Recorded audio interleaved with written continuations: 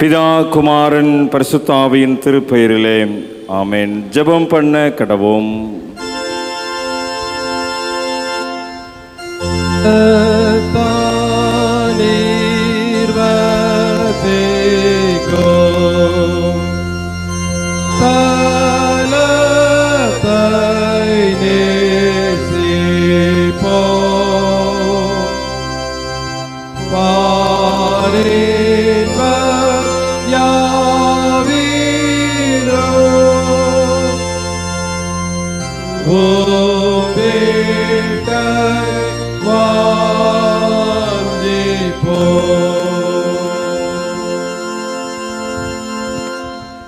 அன்பும் இரக்கம் நிறைந்த நல்ல தகப்பனே,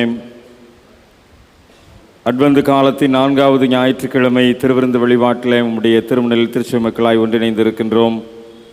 கிறிஸ்துவனுடைய வருகையை அவளோடு எதிர்பார்த்து காத்திருக்கின்ற திருச்சபை மக்களாய் வருகையின் காலங்களிலே இந்த அட்வந்து 4வது ஞாயிற்றுக்கிழமையிலும் உம்முடைய சன்னிதானத்திலே பாடல்களை பாடி திருவசனங்களை தியானித்து உம்முடைய திருப்பந்தியிலே பங்கு பெறுவதற்கு நீர் எங்களை அழைத்து வந்திருக்கின்றீர்.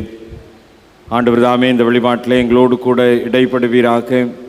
தூய ஆவியானவருடைய அருட்பிரசன்னம் எங்களை ஆளுகை செய்வதாக. தொடக்க முதல் நிறைவு மட்டும் நீர் எங்களை தாங்கி பலப்படுத்தி வழிநடத்தி இந்த நாளுக்குரிய ஆன்மீக மன்னாவை நாங்கள் சுதந்திரித்துக் கொள்வதற்கு எங்களை ஆசீர்வதிக்க வேண்டும் என்று ஜெபிக்கின்றோம். தொடக்கம் நிறைவு எல்லாவற்றையும் உம்முடைய கரத்திலே ஒப்புக் கொடுக்கின்றோம். வந்திருக்கிற ஒவ்வொருவரும் ஆண்டவருடைய பிரசன்னத்திலே காத்திருந்து புத்தாற்றலை பெற்றுக்கொள்வதற்கு நீர்தாமே ஆவியோடும் உண்மையோடும் தொழுது கொள்வதற்குரிய கிருபைகளை தந்தரல வேண்டும் என்று இயேசு கிறிஸ்துவின் ஈடு இணையற்ற திருப்பெயரில் வேண்டிக் கொள்கிறோம். அன்பு நிறைந்த ஆண்டவரே, ஆமென். ஆண்டவருடைய திருப்பெயருக்கு மாட்சிமை உண்டாக. திருவிருந்து வழிபாட்டிற்கு தொடக்கமாக நம் அனைவரும் எழுந்து நின்று கிறிஸ்து சபை பாமாலைகளில் 72வது பாமாலையை பாடுவோம். பாமாலை 72. ராக்காலம் பெத்லேம் மேய்ப்பர்கள் தம்மந்தை காத்தனர், கர்த்தாவின் தூதன் இறங்க விண்ஜோதி கண்டனர்.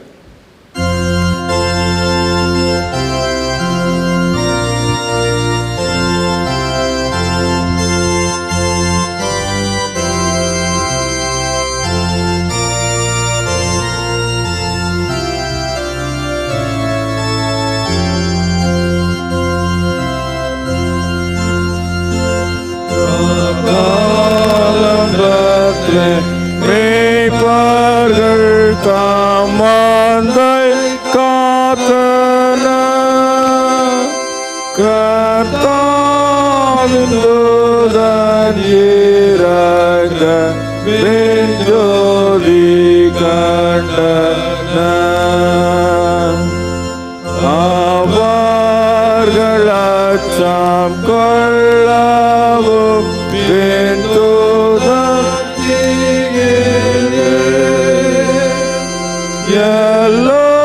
எல்லோருக்கும் சந்தோஷமாம் நற்செய்தி கூறுவேன். தாவீதின் வம்சம் ஊரிலும் மெய் கிறிஸ்து நாதனார், பூலோகத்தார்க்கு இரட்சகர் இன்றைக்கு பிறந்தார். ஏதுங்களட யாழமாம் நனை மீது நீ கந்தாய் போதித்த கோலமாம் அப்பாலனை காண்பீர்.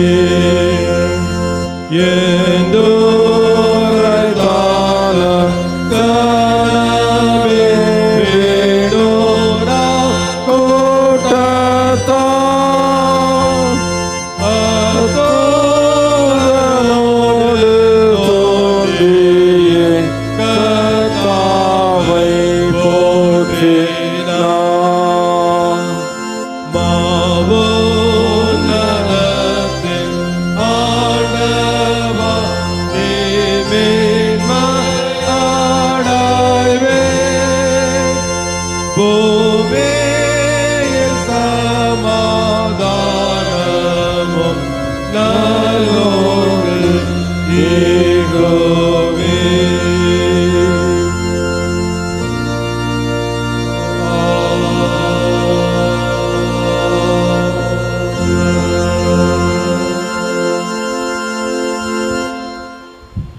திருவிருந்து. வருகையின் 4வது ஞாயிறு, கிறிஸ்து பிறந்த திருநாளுக்கு முன்வரும் முதலாம் ஞாயிறு. இந்த நாளுக்குரிய சுருக்க மன்றாட்டு ஜெபம். நீதியின் கடவுளே, போர்களும் கலகங்களும் பிரச்சனைகளும் நிறைந்த நிலையில்லாத இந்த உலகத்தில் எங்களுக்கான ஒரே நம்பிக்கையாய் உம்முடைய திருமைந்தன் இருப்பதற்காக உமக்கு நன்றி செலுத்துகிறோம். உமது திருமைந்தனின் வெளிச்சத்தில் நடக்கும் உடைய வருகைக்காக ஆயத்தப்படவும் உதவி புரியும். மோடும் தூய் ஆவியோடும் வாழ்ந்து வழிநடத்தும் எங்கள் ஆண்டவர் இயேசு கிறிஸ்துவின் மூலமாய் வேண்டிக் கொள்கிறோம். ஆமென். உட்காருங்கள். இந்த நாளுக்குரிய திருமறை பாடங்கள் படிக்க கேட்போம். முதல் 2 திருமறை பாடங்கள் தொடர்ந்து படிக்கப்படும். தெரிந்து கொள்ளப்பட்ட முதலாம் வேத பாடம் ஏசாயா தீர்க்கதரிசியின் புஸ்தகம் 2ஆம் அதிகாரம் வசனங்கள் 2 முதல் 5 முடிய. ஏசாயா 2ஆம் அதிகாரம் வசனங்கள் 2 முதல் 5 வரை. கடைசி நாட்களில் கர்த்தருடைய ஆலயமாகிய பர்வதங்களின் கொடுமுடியில் ஸ்தாபிக்கப்பட்டு மலைகளுக்கு மேலாய் உயர்த்தப்படும். எல்லா ஜாதிகளும் அதற்கு ஓடி வருவார்கள். திரளான ஜனங்கள் புறப்பட்டு வந்து, நாம் கர்த்தரின் பர்வதத்துக்கும் யாக்கோபின் தேவனுடைய ஆலயத்துக்கும் போவோம் வாருங்கள். அவர் தமது வழிகளை நமக்கு போதிப்பார். நாம் அவர் பாதைகளில் நடப்போம் என்பார்கள். ஏனெனில் சியோனிலிருந்து வேதமும் எருசலேமிலிருந்து கர்த்தரின் வசனமும் வெளிப்படும். அவர் ஜாதிகளுக்குள் நியாயம் தீர்த்து திரளான ஜனங்களை கடிந்து கொள்வார். அப்பொழுது அவர்கள் தங்கள் பட்டயங்களை மண்வெட்டிகளாகவும் தங்கள் ஈட்டிகளை அரிவாள்களாகவும் அடிப்பார்கள். ஜாதிகளுக்கு விரோதமாய் ஜாதி பட்டயம் எடுப்பதில்லை. இனி அவர்கள் யுத்தத்தை கற்பதும் இல்லை. யாக்கோபின் வம்சத்தாரே, கர்த்தரின் வெளிச்சத்திலே நடப்போம் வாருங்கள் என்பதே. முதலாம் வேத பாடம் வாசிக்கின்றது. தேவனுக்கு ஸ்தோத்திரம் உண்டாகும். வாசிக்கும்படியாக தெரிந்து கொள்ளப்பட்ட நிருப பாடம், அது வெளிப்படுத்தின விசேஷம் 22ஆம் அதிகாரம் வசனங்கள் 10 முதல் அந்த அதிகாரம் முடிய. அதிகாரம் 22 வசனங்கள் 10 முதல். பின்னும் அவர் என்னை நோக்கி, இந்த புஸ்தகத்தில் உள்ள தீர்க்க தரிசன வசனங்களை முத்திரை போட வேண்டாம், காலம் சமீபமாயிருக்கிறது. அநியாயம் செய்கிறவன் இன்னும் அநியாயம் செய்யட்டும், அசுத்தமாயிருக்கிறவன் இன்னும் அசுத்தமாயிருக்கட்டும், நீதியுள்ளவன் இன்னும் நீதி செய்யட்டும், பரிசுத்தம் உள்ளவன் இன்னும் பரிசுத்தமாகட்டும். இதோ சீக்கிரமாய் வருகிறேன். அவனவனுடைய கிரியைகளின்படி அவனவனுக்கு நான் அளிக்கும் பலன் என்னோடே கூட வருகிறது. நான் அல்பாவும் ஒமேகாவும் ஆதியும் அந்தமும் முந்தினவரும் பிந்தினவருமாயிருக்கிறேன். ஜீவ விருட்சத்தின் மேல் அதிகாரம் உள்ளவர்களாவதற்கும் வாசல்கள் வழியாய் நகரத்துக்குள் பிரவேசிப்பதற்கும் அவருடைய கற்பனைகளின்படி செய்கிறவர்கள் பாக்கியவான்கள். நாய்களும் சூனியக்காரரும் விபச்சாரக்காரரும் கொலைபாதகரும் விக்கிரகாராதனைக்காரரும் பொய்யை விரும்பி அதன்படி செய்கிற யாவரும் புறம்பே இருப்பார்கள். சபைகளில் இவைகளை உங்களுக்கு சாட்சியாக அறிவிக்கும்படி இயேசுவாகிய நான் என் தூதனை அனுப்பினேன். நான் தாவீதின் வேரும் சந்ததியும் பிரகாசமுள்ள விடிவெள்ளி நட்சத்திரமாயிருக்கிறேன் என்றார். ஆவியும் மணவாட்டியும் வா என்கிறார்கள், கேட்கிறவனும் வா என்பானாக. தாகமாயிருக்கிறவன் வரக்கடவன், விருப்பமுள்ளவன் ஜீவ தண்ணீரை இலவசமாய் வாங்கிக் கொள்ள கடவன். இந்த புஸ்தகத்தில் உள்ள தீர்க்க தரிசன வசனங்களை கேட்கிற யாவருக்கும் நான் சாட்சியாக எச்சரிக்கிறதாவது, ஒருவன் இவைகளோடு எதையாகியும் கூட்டினால் இந்த புஸ்தகத்தில் எழுதியிருக்கிற வாதைகளை தேவன் அவன் மேல் கூட்டுவார். ஒருவன் இந்த தீர்க்க தரிசன புஸ்தகத்தின் வசனங்களில் இருந்து எதையாகிலும் எடுத்து போட்டால் ஜீவ புஸ்தகத்தில் இருந்தும் பரிசுத்த நகரத்தில் இருந்தும் இந்த புஸ்தகத்தில் எழுதப்பட்டவைகளில் இருந்தும் அவனுடைய பங்கை தேவன் எடுத்து போடுவார்.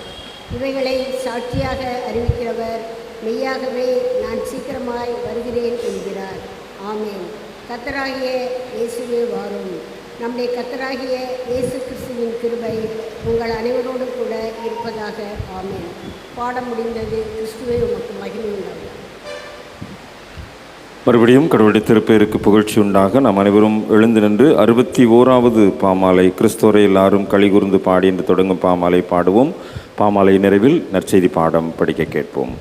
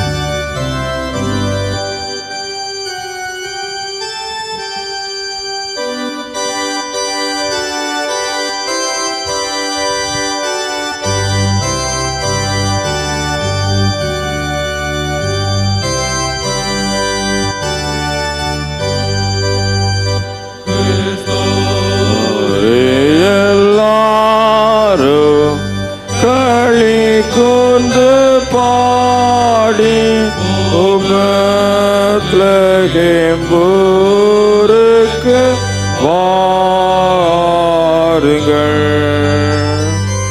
தூதரின் ராஜா மீட்பராய் பிறந்தார்.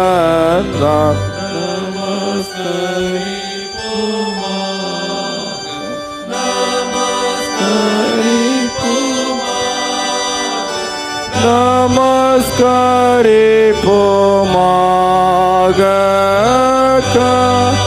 கர்த்தாவே.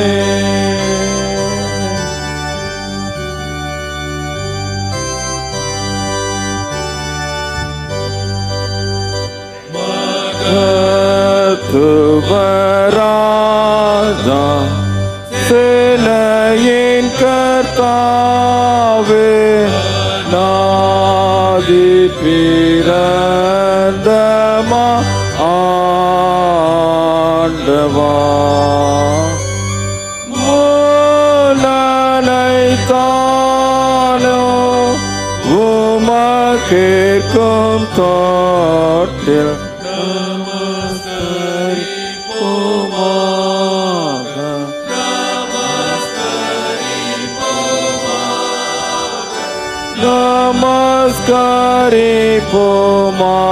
நமஸ்கரிப்போமாக கர்த்தாவே.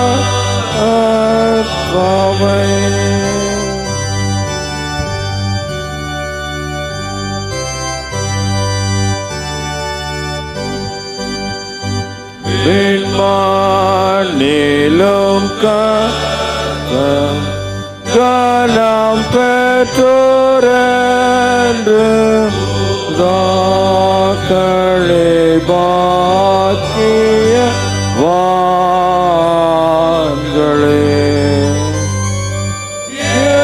ஏகமாய் பாடி போற்றி துதியுங்கள்.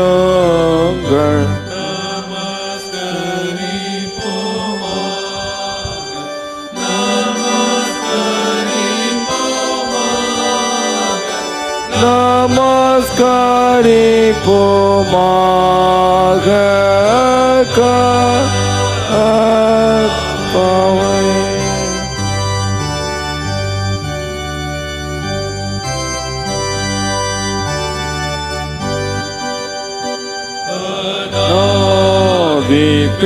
பிதாவே,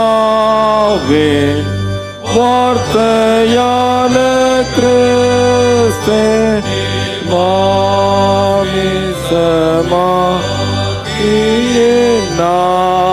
நாளிலே மித்திரன்று உம்மை ஸ்தோத்தரிப்போம்.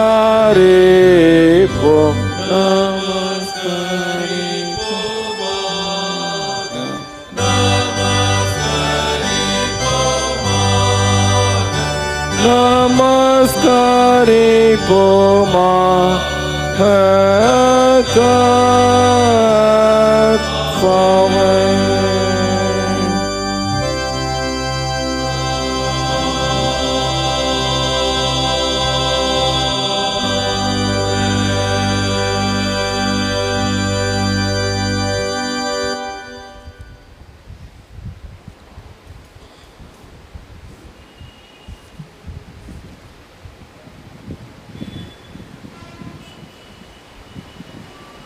வேண்டிய சுவிசேஷ பகுதி லூக்கா 12ஆம் அதிகாரம் 32ஆம் வசனம் தொடங்கி 40ஆம் வசனம் முடிய. லூக்கா 12 வசனம் 32. பரலோகத்தில் பொக்கிஷம் சேர்த்து. பயப்படாதே சிறுமந்தையே, உங்களுக்கு ராஜ்யத்தை கொடுக்க உங்கள் பிதா பிரியமாய் இருக்கிறார். உங்களுக்கு உள்ளவற்றை விட்டு பிச்சை கொடுங்கள். பழமையாய் போகிறதை பணப்பையையும் குறையாத பொக்கிஷத்தையும் பரலோகத்திலே உங்களுக்கு சம்பாதித்து வையுங்கள். அங்கே திருடன் அணுகுவது இல்லை, பூச்சி கெடுப்பதும் இல்லை. உங்கள் பொக்கிஷம் எங்கே இருக்கிறதோ அங்கே உங்கள் இருதயமும் இருக்கும். விழித்திருங்கள். உங்கள் அறைகளை கட்டப்பட்டதாகவும் உங்கள் வீடுகள் விளக்குகள் எரிகிறதாகவும் தங்கள் எஜமான் கல்யாண விருந்திலிருந்து வந்து தட்டும்போது உடனே அவருக்கு திறக்கும்படி எப்பொழுது வருவார் என்று காத்திருக்கிற மனுஷனுக்கு ஒப்பாகவும் இருங்கள். எஜமான் வரும்போது விழித்திருக்கிறவர்களாக அவர் காண்கிற ஊழியக்காரரை பாக்கியவான்கள். அவர் அறை கட்டி கொண்டு அவர்களை பந்தியிருக்க செய்து சமீபமாய் வந்து அவருக்கு ஊழியம் செய்வார் என்று மெய்யாகவே உங்களுக்கு சொல்லுகிறேன். அவர் 2ஆம் ஜாமத்திலாவது 3ஆம் ஜாமத்திலாவது வந்து அவர்கள் அப்படியே இருக்க கண்டால் அந்த ஊழியக்காரர் பாக்கியவான்கள். திருடன் இன்ன நேரத்தில் வருவான் என்று வீட்டெஜமானுக்கு தெரிந்திருந்தால் அவன் விழித்திருந்து தன் வீட்டை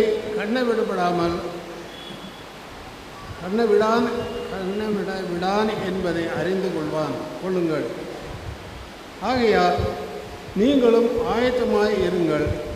ஏனெனில் நீங்கள் நினையாத நேரத்தில் மனுஷகுமாரன் வருவார் என்றார்.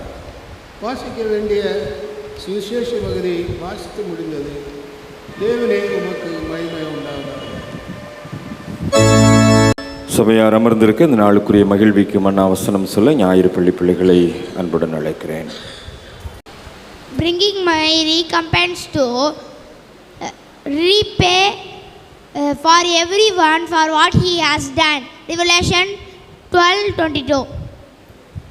இதோ சீக்கிரமாய் வருகிறேன், அவனவனுடைய கிரியையின்படி அவனவனுக்கு நான் அளிக்கும் பலன் என்னோடு குறைய வருகிறது.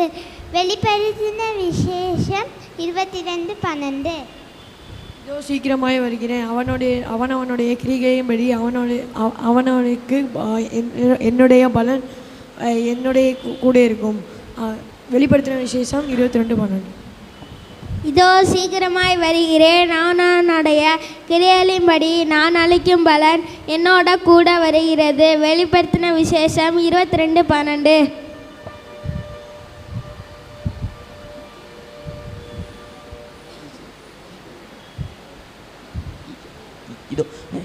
இதோ சீக்கிரமாய் வருகிறேன், அவனுடைய கிரியைகளின்படி அவனுக்கு நான் அளிக்கும் பலன் என்னுடைய கூட வருகிறது. வெளிப்படுத்தின விசேஷம் 22:12.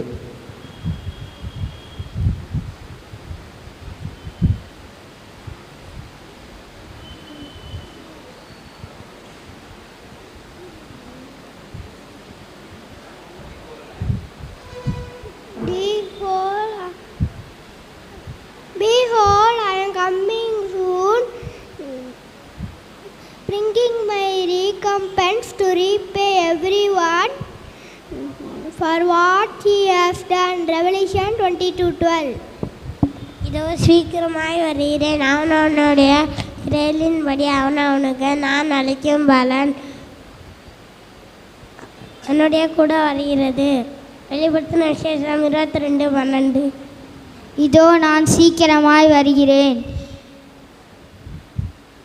அவனவனுடைய கிரிகைகளின்படி நான் அவனுக்கு கொடுக்கும் பலன் என்னோட கூட வருகிறது. வெளிப்படுத்தின விசேஷம் 22:12.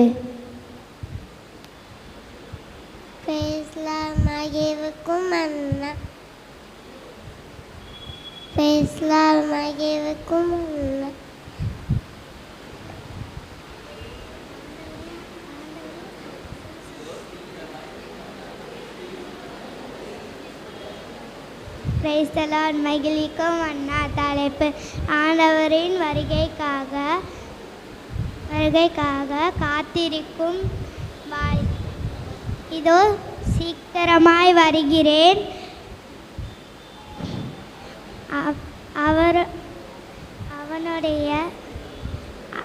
கிரிகைகளின்படி அவன் அவனுக்கு நான் அளிக்கும் பலன் என்னோட கூட வருகிறது. வெளிப்படுத்துதல் விசேஷம் 22:12. Price Lord. மகிழ்விக்கும் அண்ணா, ஆண்டவரின் வருகைக்காக காத்திருக்கும் வாழ்வு.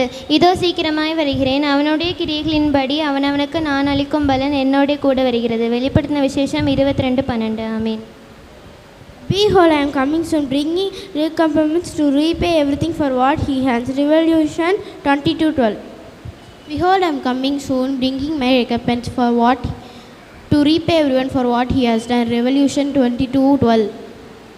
இதோ சீக்கிரமாய் வருகிறேன், நான் அவனவனுடைய கிரியைகளின்படி அவனவனுக்கு நான் அளிக்கும் பலன் என்னோட கூட வருகிறது. வெளிப்படுத்தின விசேஷம் 22:12. இதோ சீக்கிரமாய் வருகிறேன், அவனவனுடைய கிரிகளின்படி அவனவனுக்கு நான் அளிக்கும் பலன் என்னோட கூட வருகிறது. வெளிப்படுத்தின விசேஷம் 22:12.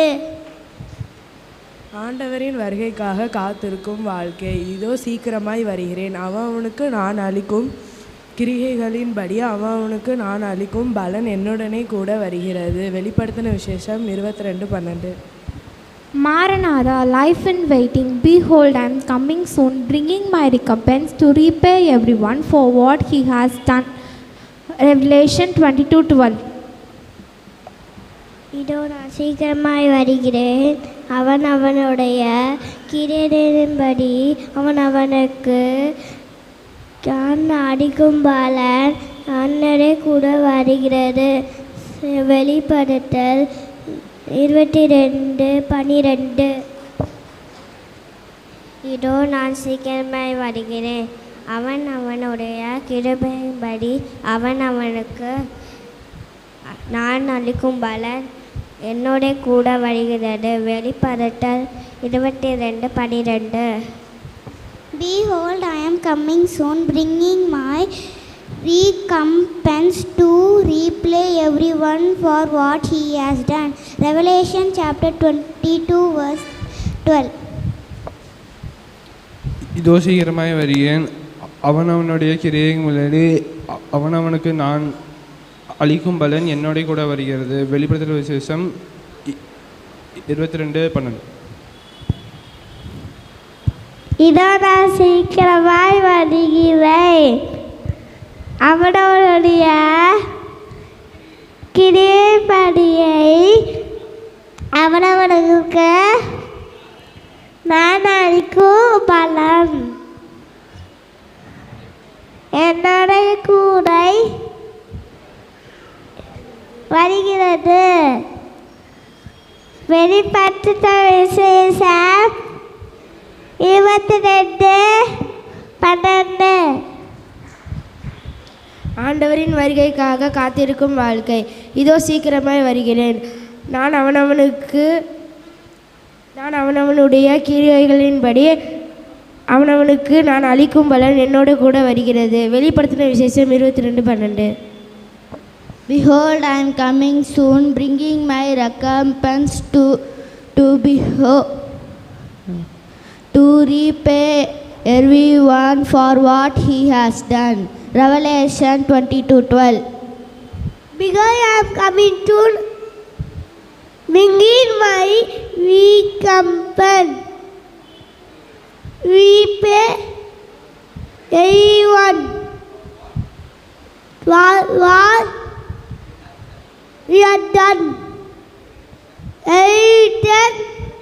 22:12. Behold, I am coming soon, bringing my recompense to repay everyone for what he has done. Revelation 22:12.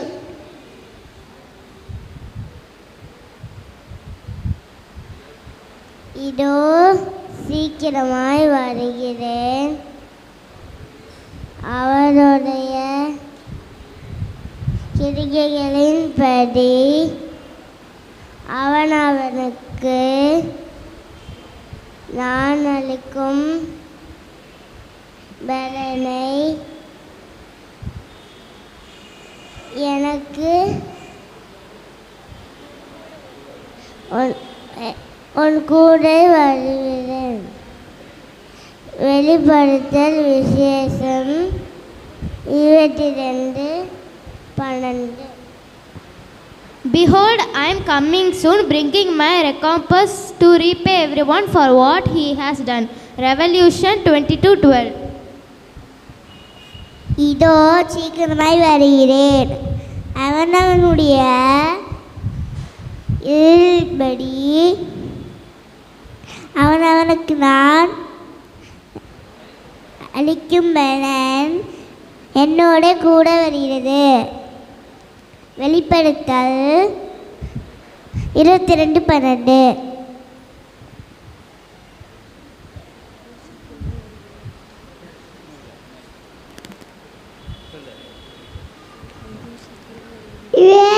சீக்கிரமாய் வரேன்.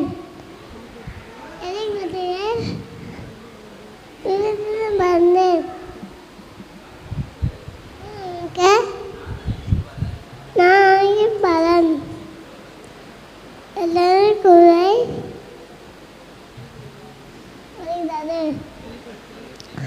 எழுபத்தி சதம் வரன்னு. இதோ சீக்கிரமாக வருகிறேன்.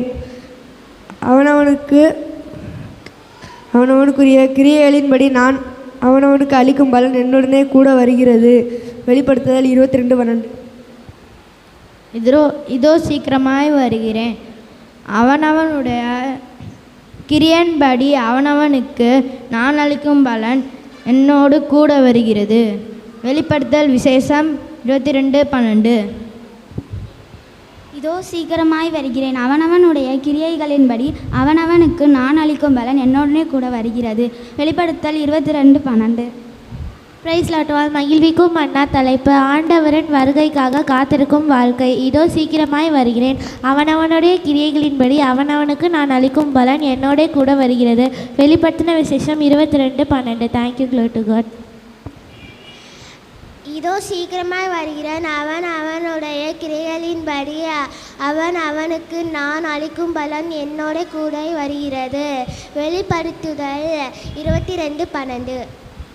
இதோ சீக்கிரமாய் வருகிறேன். அவனுடைய கிரியைகளின்படி அவனுக்கு நான் அளிக்கும் பலன் என்னோட கூட வருகிறது. வெளிப்படுத்துதல் விசேஷம் 22:12.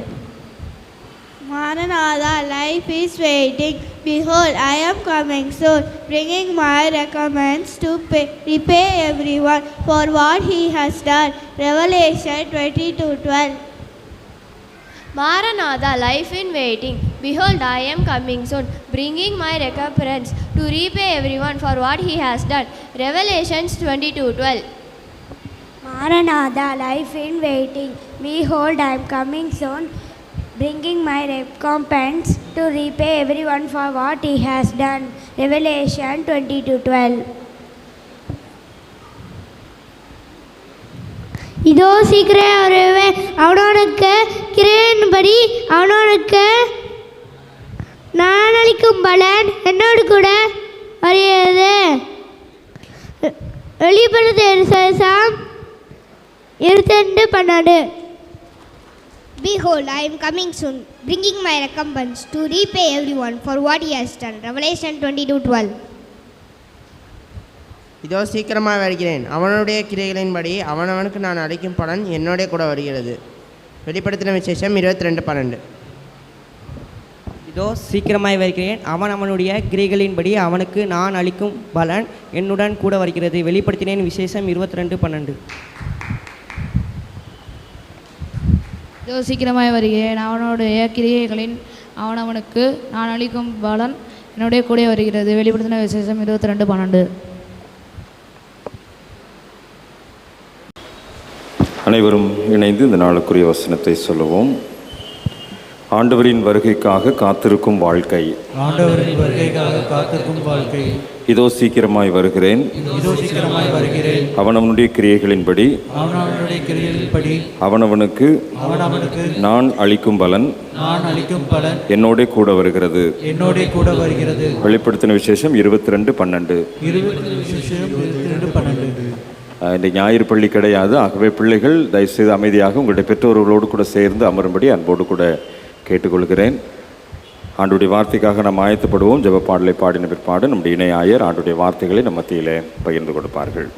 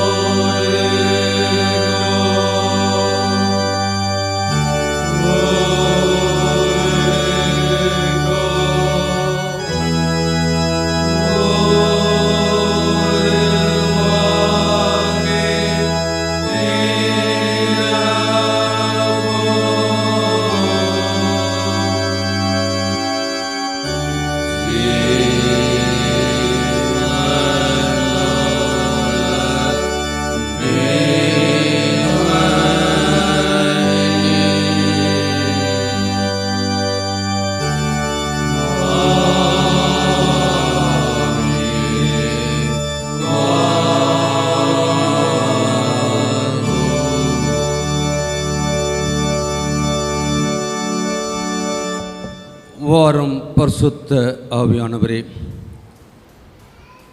நீர் எங்களை கிருபையாய் கொடுத்திருக்கிற இந்த மனமகிழ்ச்சி நாளுக்காக நன்றியோடு நாங்கள் மெத்திருக்கிறப்பா ஸ்தோத்திரிக்கிறோம்.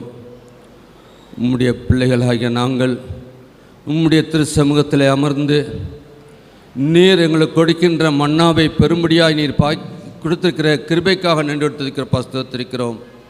இப்பொழுதும் அடியனை மறைத்து ஆவியானவர் தாமே இடைவிட வேண்டுமா ஜெபிக்கிறோம். அன்று சீசர்களை அனுப்புகின்ற பொழுது பேசுகிறவர்கள் நீங்கள் அல்ல, பிதாவின் ஆவியானவரே உங்கள் மூலமாய் பேசுவார் என்று சொல்லி அனுப்பின தேவன் தாமே இப்பொழுதும் அடியனுடைய வாயிலே உம்முடைய வார்த்தையை வைத்து அதை கேட்கக்கூடிய செவிகளாய் எங்கள் ஒவ்வொருவரையும் செவியும் திறக்க வேண்டுமாய் ஜெபிக்கிறோம். இந்த வார்த்தைக்கு விரோதமாய் உருவாக்கப்படுகிற எல்லா சத்துருக்களின் அந்தகார செயலையும் நசரேயனாகிய இயேசு கிறிஸ்துவின் வல்லமை நாமத்தினால் கடிந்து அப்புறப்படுத்துகிறோம். உம்முடைய ஆவியானவர் எங்களோடு கூட இடைப்பட வேண்டுமாய் ஜெபிக்கிறோம். பேசுகிற என்னை மறையும் ஆண்டவரே, நீர் பேசும், நாங்கள் கேட்க ஆவலோடு காத்திருக்கிறோம். உம்முடைய வசனமே சத்தியம் சுவாமி. ஆமீன். கர்த்தருக்குள் பிரியமானவர்களே, கடவுள் நமக்கு கிருபையாய் கொடுத்த இந்த வருகையின் காலத்தின் 4ஆம் ஞாயிறை நாம் ஆசிரிக்க கர்த்தர் நமக்கு கிருபை பாராட்டியிருக்கின்றார். வரக்கூடிய ஞாயிறிலே கர்த்தரின் பிறப்பின் பண்டிகையை நாம் கொண்டாட இருக்கின்றோம். அன்புக்குரியவர்களே, ஒருவேளை ஆண்டாண்டு காலம் நாம் கிறிஸ்துமஸ் பண்டிகை கொண்டாடி கொண்டிருக்கின்றோம். நாம் அதற்காக ஆயத்தப்படுத்தி கொண்டிருக்கின்றோம். அதற்காக திருச்சபை 4 வாரங்களை கிறிஸ்துவின் வருகைக்கு முந்தின 1ஆம் ஞாயிறு, 2ஆம் ஞாயிறு, 3ஆம் ஞாயிறு, 4ஆம் ஞாயிறு, ஒருவேளை இந்த ஆண்டிலே இதோடு முடிந்தது. இன்றைக்கு நம்முடைய திருச்சபை நமக்கு என்ன மையப்பொருள் வைத்திருக்கிறது அல்லது தலைப்பு வைத்திருக்கிறது என்று பார்க்கின்ற பொழுது, ஆண்டவரின் வருகைக்காக காத்திருக்கும் வாழ்க்கை. ஆண்டவரின் வருகைக்காக காத்திருக்கும் வாழ்க்கை. வாழ்க்கை என்பது மனித குலத்துக்கு ஒரே ஒரு தடவை தான். ஒருவேளை பிற மதஸ்தர்கள் சொல்லிக் கொண்டிருக்கலாம் இத்தனை பிறவிகள் என்று சொல்லி. ஆனால் ஆண்டவருடைய பிள்ளைகளுக்கு கொடுக்கப்படுகின்ற வாழ்க்கை என்பது ஒரே ஒரு வாழ்க்கை. அந்த வாழ்க்கைக்கு முடிவு என்ன என்று பார்க்கின்ற பொழுது இன்றைக்கு நம்முடைய பிள்ளைகள் எல்லாம் எக்ஸாம் எழுதி கொண்டிருக்கின்றார்கள். படித்தாங்க, ஆஃபேல் எக்ஸாமு எழுதிக்கிட்டு இருக்காங்க. எழுதிட்டு என்ன வரப்போகுது? ரிசல்ட் வரும். அப்படி என்றால் நம்முடைய வாழ்க்கைக்கான ரிசல்ட் உண்டு. அது ஆண்டவர் வருகின்ற பொழுது நாம் பெற இருக்கின்றோம். ஏதோ ஒரு வாழ்க்கை அல்ல கிறிஸ்தவ வாழ்க்கை, இப்படி அப்படி அல்ல, இப்படித்தான் வாழ வேண்டும் என்று சொல்லி வேத வசனம் நம்மை எச்சரிக்கின்றதா இருக்கின்றது. அன்புக்குரியவர்களே, ஆண்டுதோறும் கிறிஸ்துவின் வருகையை எதிர்நோக்கி காத்திருப்பதும் அவர் வருவார் என்னும் நம்பிக்கையை அதிகரிக்க செய்வதும் ஆழப்படுத்துவதும் நம்மை சந்திக்க வரும் ஆண்டவரை நாம் சந்திப்பதற்காக ஆயத்தமாகுவது நிலையை நாம் பார்க்கின்றோம்.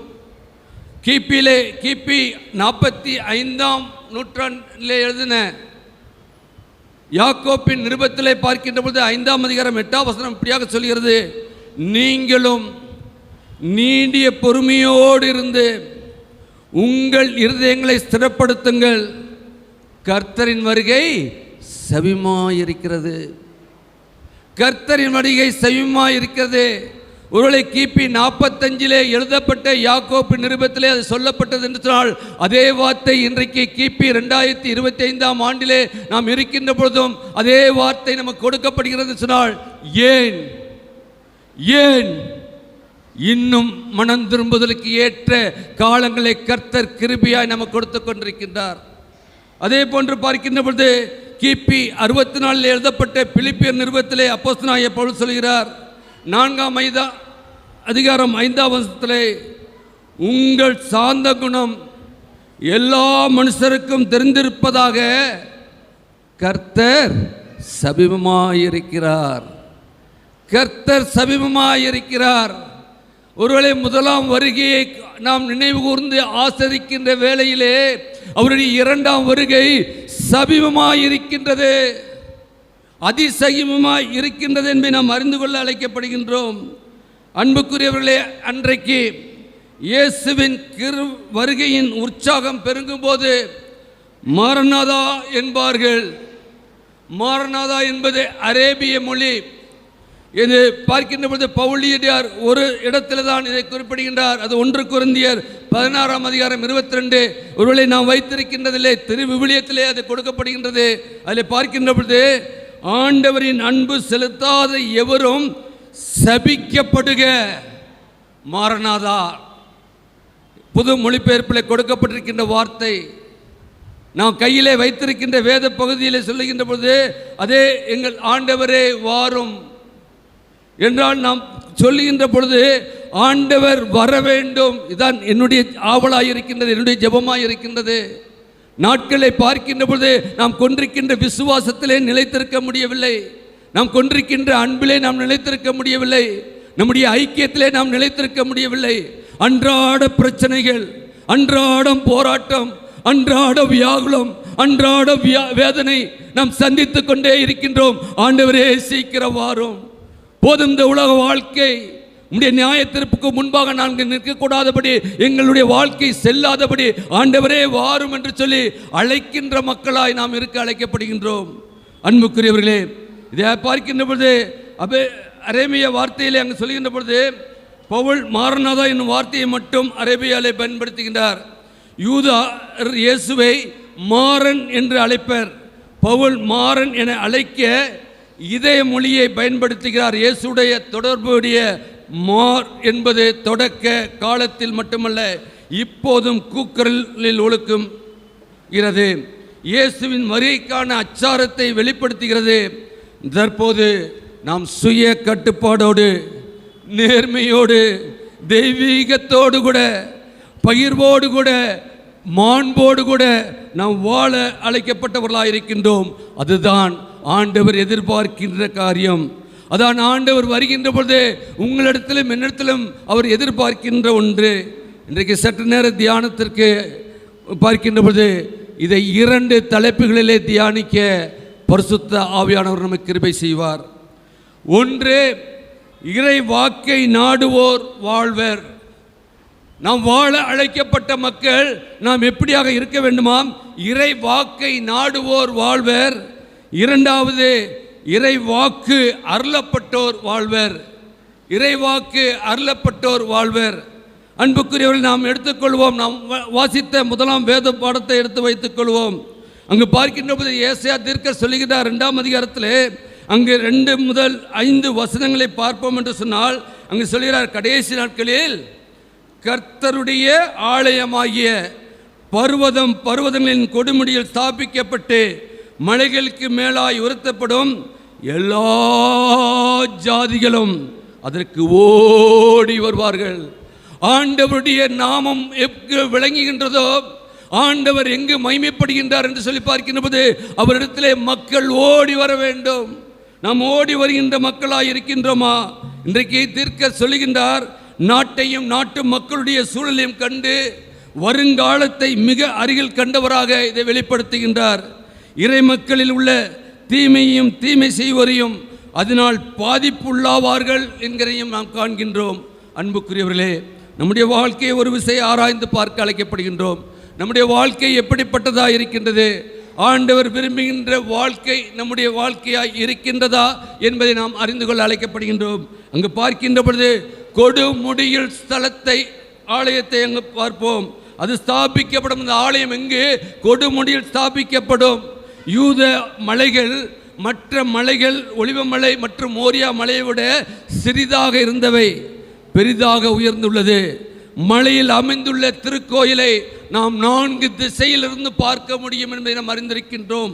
அன்புக்குரியவர்களே, நம்முடைய வாழ்க்கையிலே இன்றைக்கு எங்கு பார்த்தாலும் சண்டையும் சச்சரவும் வன்முறையும் பிளவும் இன்றைக்கு இருக்கின்றது. இதற்கு தீர்வு உண்டா? இதற்கு நாம் தீர்வு காண முற்படுகின்றோம். ஆனால் தீர்வு உண்டா? தீர்வு இல்லாத ஒரு சூழ்நிலையை வாழ்ந்து கொண்டிருக்கின்றோம். நியாயமான தீர்வு கிடைக்காது. எல்லா நாட்டினரும் கடவுளுடைய தங்கள் பிரச்சனைகளை கொண்டு வரும்போது தீர்வு காணப்படும் இயலும் என்று சொல்லி இங்கே ஏசாயா தீர்க்கதரிசி சொல்கிறார். தேடி வந்த அனைவரும் வாழ்வு பெறுவர்.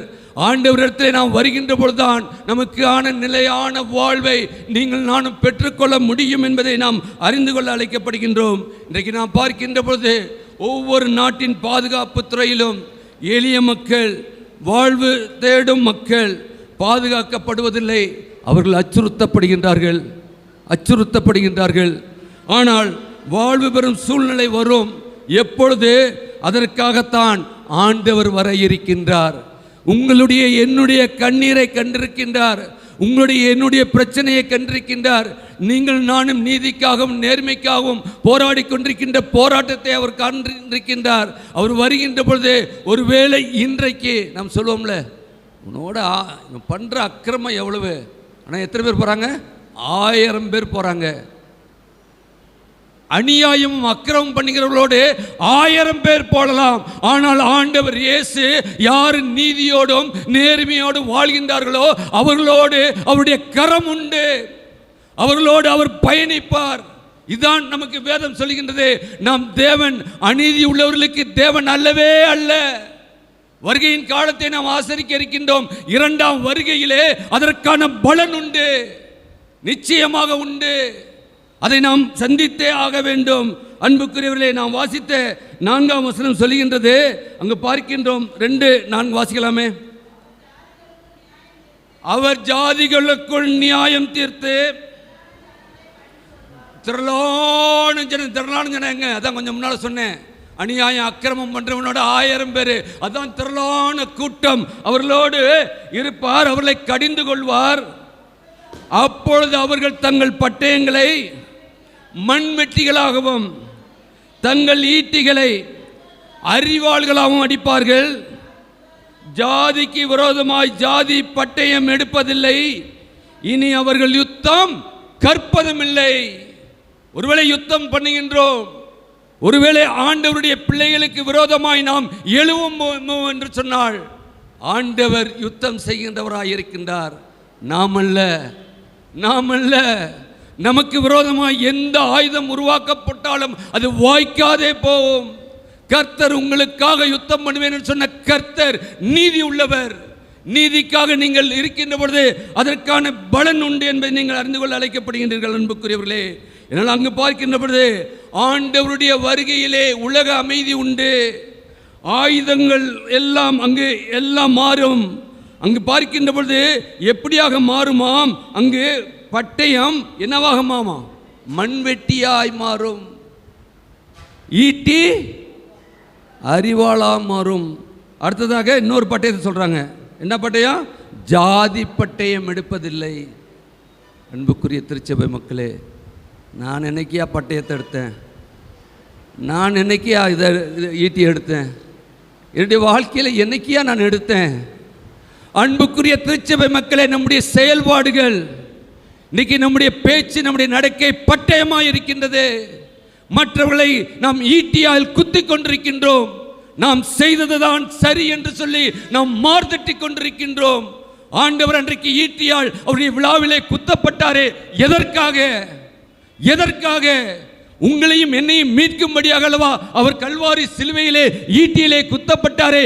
இன்னைக்கும் ஈட்டியான வார்த்தை சொல்லுகின்ற பொழுது சிந்தித்து பார்க்க அழைக்கப்படுகின்றோம். கடைசியாக ஜாதி பட்டயம் எடுப்பதில்லை. அங்கு பார்க்கின்ற பொழுது ஜாதிக்கு விரோதமாய் ஜாதி பட்டயம் எடுப்பதில்லை. இன்னைக்கு என்ன இருக்கு? என்ன நடந்து கொண்டிருக்கின்றது? சமுதாயத்தில் மட்டுமா? திருச்சபையில் இல்லையா? திருச்சபை ஆண்டவருடைய பரிசுத்த ஜாதியாய் இல்லையா? பரிசுத்த ஜாதியாய் அழைக்கப்பட்ட மக்களுக்குள்ளாக இன்னைக்கு எந்த பட்டயத்தை நாம் எடுத்துக்கொண்டிருக்கின்றோம்? அன்புக்குரியவர்களே, அது மட்டுமல்ல, இனி அவர்கள் யுத்தம் கற்பதில்லை. இப்படிப்பட்ட மக்கள் என்ன யுத்தம் பண்ணினாலும் அவர்களுக்கு வெற்றி கிடையாது. அவர்கள் வேதனையோடு கூட முகமுகப்பராய் விழுவார்கள் என்பதை இந்த நாளிலே ஆண்டவர் ஆவியானவர் உங்களுக்கு எனக்கும் சொல்கிறார். ஒருவேளை நான் எடுப்பேன் என்று சொன்னால் எனக்கும் அதே நிலைதான். ஆண்டவர் சொன்னதுதான். அவர் செய்ய வல்லமையுள்ள தேவன். அவர் வாக்கு கொடுத்ததுதான். அவருடைய பிள்ளைகளுடைய கண்ணீருக்கு நிச்சயமாக பதில் உண்டு. அதனால நான் அடிக்கடி சொல்றது, விசுவாச கூட்டம் எழும்ப வேண்டும், முழங்கால்களை முடக்க வேண்டும். இன்றைக்கு நீங்கள் நானும் என்ன செய்து கொண்டிருக்கின்றோம்? யுத்தம் யுத்தம் யுத்தம் அல்ல. யுத்தத்தை கற்பது மட்டுமல்ல, நீ கற்க மாட்டீர்கள் சொல்லி பார்க்கின்றோம். அது மட்டுமல்ல, 5ஆம் வசனம் சொல்கிறது, யாக்கோப்பின் வம்சத்தாரே, கர்த்தரின் வெளிச்சத்தில் நடப்போம் வாருங்கள். ஒளி வீசும் ஆண்டு. நான் அடுத்த வாரத்தோட இந்த ஆண்டு போயிடும். ஒளியை வீசணுமா என்னங்கிறது ஆண்டவர் தான் வெளிச்சம். அப்படி தானே? நம்ம வெளிச்சத்தில் நடந்தோமா இல்லையா? இருளின் பிள்ளைகளாய் வாழ்ந்து கொண்டிருக்கின்றோமா? இருளுக்கு உரியவர்களாய் வாழ்ந்து கொண்டிருக்கின்றோமா என்பதை ஆண்டவருக்குத்தான் வெளிச்சம். ஆனால் அங்கு சொல்கின்ற போது, யாக்கோப்பின் வம்சத்தாரே, நீங்கள் நானும் யாரு? ஆபிரகாம் தேவனே, யாக்கோப்பின் தேவனே, ஈசாக்கின் தேவனே, எங்கள் முற்பிதாக்களின் தேவனே, அந்த பிதாக்களின் வழியாக வந்த நாங்கள் வெளிச்சத்தில் நடப்போம் வாருங்கள் என்று என்றைக்கு சொல்ல போகின்றோம்? ஒளி வீசும் ஆண்டிலே நாம் வெளிச்சத்திலே நடக்கின்றோம் என்று சொன்னால் நம்முடைய கிரியை தான் வெளிச்சம் என்பது. அந்த லைட்டை போட்டால் எரியும். எலக்ட்ரிசிட்டி இருந்துச்சுன்னா லைட்டு போட்டால் எரியும். வெளிச்சம் இந்த வெளிச்சம் அல்ல, உங்களுடைய உள்ளான ஆன்மாவுக்குள்ளாக வெளிச்சம் வர வேண்டும். சொல்லுவாங்களே, அகத்தின் அழகு முகத்தில் தெரியும். இன்னைக்கு இருளடைஞ்ச வாழ்க்கை, கூனி குறுகின வாழ்க்கை. ஏன்? கிறிஸ்துவை ஏற்றுக்கொண்ட மக்கள் ஆண்டவருக்குள்ளாக ஆவியிலே நிரம்பி ஆவியின் அபிஷேகத்தை பெற்றிருக்கின்ற பொழுது அவருடைய வாழ்க்கையிலே எந்த சூழ்நிலையிலும் அவருடைய முகம் பிரகாசம் உள்ளதா இருக்கும். மோசே ஆண்டவரை கர்த்தரை பார்த்தாரே, வருகின்ற பொழுது எவ்வளவாய் முகம் பிரகாசமாய் இருந்தது. மனிதர்கள் பார்க்க முடியவில்லை. ஆண்டவர் நாம் வெளிச்சத்தில் நடப்போம் வாருங்கள். இன்றைக்கு அறைகூவல் கொடுக்கின்றார். ஆவியானவர் தூய இம்மானுவேல் ஆலயத்திலே அமர்ந்திருக்கிற உங்கள் ஒவ்வொருவரையும் வாருங்கள், வெளிச்சத்திலே நடப்போம். ஏனென்றால் நீங்கள் யாக்கோப்பின் வம்சத்தாராய் இருக்கிறீர்கள் என்று சொல்லி இங்கு நம்மை நினைப்பூட்டிருக்கின்றார்.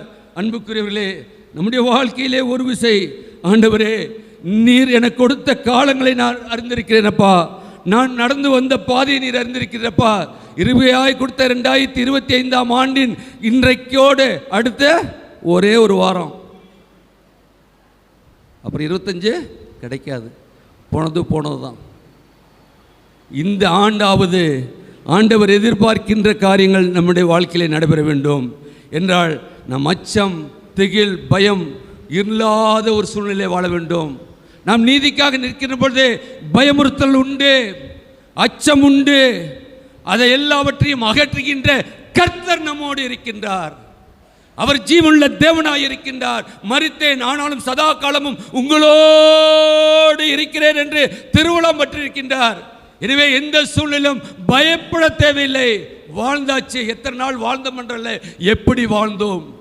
என்னுடைய வாழ்க்கை எனக்கு கொடுக்கப்பட்ட பொறுப்பு நான் எடுத்தேன். அன்னைக்கு சொன்னேன், என் ஊழியத்தை அழைத்ததை சொன்னேன். அழைப்பு கொடுக்கப்பட்டது. அழைப்பு கொடுக்கப்படுகின்ற பொழுது, அழைப்பை ஏற்றுக்கொள்கின்ற பொழுது அந்த அழைப்புக்கு பாத்திரவான்களாக இருக்க வேண்டும். எனக்கு அழைப்பு கொடுக்கப்பட்ட பொழுது நான் அதற்கு அப்புறம் என்ன பண்ணேன்? சும்மா இல்லை, கரஸ்பாண்ட் ரோட்டில் சிடி வச்சு முடித்தேன், பிடி முடித்தேன், எம்டி வச்சு முடித்தேன். அப்புறம் திருமண்டலத்தில் நடந்த இன்டர்வியூக்கு போனேன். அவங்க பார்த்தாங்க, என்னென்னமோ கண்டிஷன்லாம் சொன்னாங்க. எல்லா கண்டிஷனும் ஓகேயா, எனக்கு ஊழியம் மாத்திரம் தான் வேணும். எல்லாம் டிக் பண்ணிட்டு கையெழுத்து போட்டு கொடுத்து தான் ஒரு அபிஷேகப்பட்ட ஆயராய் அது உங்கள் மத்தியிலே வந்து ஊழியம் பண்ண முடியாது இந்த நாட்களிலே கொடுத்திருக்கிறார். அதுக்கு நான் தகுதி இல்லை. நம்மை தயார்படுத்த வேண்டும் என்றால் இன்றைக்கு மக்களுடைய சுயநலம் எங்கும் இருக்கின்றது. சுயநலத்துக்கு நாம் அடிபணிவோம் என்று சொன்னால் நிச்சயமாக ஆண்டவருக்கு நீங்கள் நான் மகிமை சேர்க்கின்ற வாழ்க்கை அல்ல. நமக்கு கொடுக்கப்பட்ட பொறுப்புக்கு நாம் கணக்கு ஒப்புவிக்க வேண்டும். வருவார், வருகின்ற பொழுது உண்டு. பிள்ளைகள் அழகா சொன்னாங்களே, எத்தனை பிள்ளைகள், எத்தனை காதில் கேட்டீங்க. அதை மனதுக்குள்ளாக நிறுத்திக் கொள்ள இந்த நாளிலே நாம் அழைக்கப்படுகின்றோம். கிரிகை நம்முடைய எண்ணம் தான் நம்முடைய செயல்பாடாய் வருகிறது. அதுதான் நம்முடைய கிரியாய் இருக்கின்றது. நாம் என்ன செய்து கொண்டிருக்கின்றோம்? ஆண்டவருடைய நாமம் தூசிக்கப்பட முடியாது. என்னுடைய வார்த்தையும் என்னுடைய நடக்கையும் என்னுடைய செயலும் இருக்கும் என்று சொன்னால் நான் கிறிஸ்தவன் அல்ல, வெளிச்சத்தின் பிள்ளை அல்ல. இன்றைக்கு ஒவ்வொருடைய காரியங்களையும் நாம் உணர்ந்து பார்க்க அழைக்கப்படுகின்றோம். நாம் வாசித்தமே வெளிப்படுத்தின சுவிசேஷம் 2ஆம் வாரத்திலே அங்கு சொல்லப்படுகின்ற காரியம் என்ன? அங்கு 10ஆம் வசனம் சொல்கிறது, 22:10. பின்னும் அவர் என்னை நோக்கி, இந்த புஸ்தகத்தில் உள்ள தீர்க்கதரிசன வசனங்கள் எல்லாம் முத்திரை போட வேண்டாம், காலம் போட வேண்டாம். தெரியல, முத்திரை போட்டாச்சுனாக்கா அதை பிரிக்கிறது கஷ்டம். அது எழுதின காலம் கிபி 90. வெளிப்படுத்தின விசேஷம் எழுதின காலம். 2025ஆம் ஆண்டிலே அதே வார்த்தையை ஆவியானவர் நமக்கு கொடுக்கின்றார். என்ன சொல்கிறார்? முத்திரை போட வேண்டாம், காலம் சமீபமாய் இருக்கிறது. அவருடைய வருகைக்கு நம்முடைய வாழ்க்கை எப்படிப்பட்டதாக இருக்கிறது என்பதை நாம் உணர்ந்து பார்க்க அழைக்கப்பட்டவர்களாக இருக்கின்றோம். அன்புக்குரியவர்களே, என்னால் ஆண்டவர் வருகை நிச்சயம் உண்டு. அதுக்காக நாம் காத்திருக்கின்றோம். எல்லாரும் காத்திருக்கோம். இன்னைக்கு அழைத்ததற்கு எல்லாரும் தானே வாரும் ஆண்டவரே. எப்படி காத்திருக்கின்றோம்? தீர்க்கதரிசன வசனங்கள் நம்மிலே நிறைவேற போகின்றதா இருக்கின்றது. அதை நீங்கள் மீதமாக பார்க்கின்ற பொழுது அங்கு பார்க்கின்ற பண்ட வசனம் பிள்ளைய சொன்னாங்க, இதோ சீக்கிரமாய் வருகிறேன்,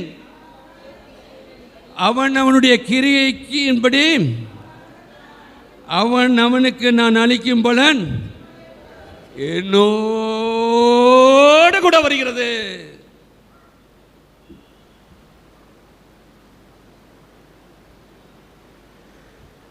பலன் எங்கிருந்து வரப்போகுது? அவரோடு வரப்போகுது. மனிதர் நமக்கு என்ன பலனை கொடுத்தாலும் என்ன கொடுத்தாலும் இல்லை, காசுக்காக இன்னைக்கு மனுஷன் தன்னையே குதுறான். அதனுடைய வாழ்க்கை என்பது பணம் பணம் பணம் பணம் தான் எல்லா தீமைக்கும் வேறாக இருக்கிறது.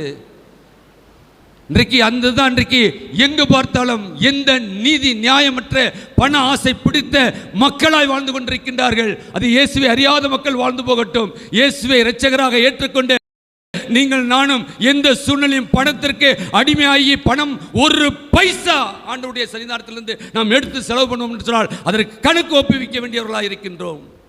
ஆண்டவர் கிருபையாய் நமக்கு தாழ்ந்தை கொடுத்திருக்கிறார், அழைப்பை கொடுத்திருக்கின்றார். அழைப்பு இதை நாம் நிர்வகிக்கின்றோம் என்று சொன்னால் இது அழைப்பு, இது ஏதோ அப்பாயின்மெண்ட் அல்ல. ஆண்டவருடைய அழைப்பு. அந்த அழைப்புக்கு நாம் பாத்திரவான்களா இல்லை என்று சொன்னால் ஆண்டவர் வருகின்ற பொழுது பலருண்டு. அல்லேலூயா, அல்லேலூயா. உறுதிப்படுத்துவோம். அது மட்டுமல்ல, அங்கு பார்க்கின்ற பொழுது அதே இதில் 10:12 பார்க்கின்ற பொழுது அங்கே 11ஆம் வசனம் சொல்கிறது, அநியாயம் செய்கிறவன் நடக்குதா நடக்கலையா? நடக்குதா நடக்கிற உலகத்தில். அப்புறம் அசுத்தமாயிருக்கிறவன் இன்னும் அசுத்தமாயிருக்கட்டும், நீதி உள்ளவன் இன்னும் நீதியை செய்யட்டும், பரிசுத்தம் உள்ளவன் இன்னும் பரிசுத்தமாகட்டும். இதுதான் ஆண்டவர் நம்ம இடத்துல இருப்பார். நாம் எந்த கேட்டகரியில் இருக்கோம்? எந்த குரூப்பில் இருக்கோம் என்பதை இந்த நாளில் சிந்தித்து பார்க்க அழைக்கப்படுகின்றோம். அதிலே கடைசி 20வது வசனம் சொல்கிறது, இவைகளை சாட்சியாக அறிவிக்கிறவர் மெய்யாகவே நான் சீக்கிரமாய் வருகிறேன் என்கிறார். ஆம், கர்த்தராகிய இயேசுவே வாரும். நான் சொல்கிறேன், நீங்கள் சொல்கிறீங்களா? ஆமேன்னு சொல்லிட்டு கர்த்தராகிய இயேசுவே வர சொல்கிறீங்களா? எல்லாரும் சொல்லாமா? ஏன்னா ஆண்டவருடைய வருகை வேணும். போதும், வாழ்க்கை போதும். ஆண்டவர் வந்து இன்னைக்கு நியாயம் தீர்க்கணும். நியாயம் தீர்க்கப்படுகின்ற மக்களாய் இன்றைக்கு நாம் நிற்க வேண்டும். பயமற்ற தேவ பயமற்ற ஒரு வாழ்க்கை வாழ நாம் அழைக்கப்பட்ட மக்கள் அல்ல. நான் சொல்கிறேன், இவைகளை சாட்சியாய் அறிவிக்கிறவர் மெய்யாகவே நான் சீக்கிரமாய் வருகிறேன் என்கிறார். ஆமென். கர்த்தராகிய இயேசுவே வாரும். என்னுடைய வாழ்க்கையை நீர் அறிந்திருக்கிறப்பா, உம்முடைய வாழ்க்கைக்காக நான் காத்திருக்கிறேனப்பா.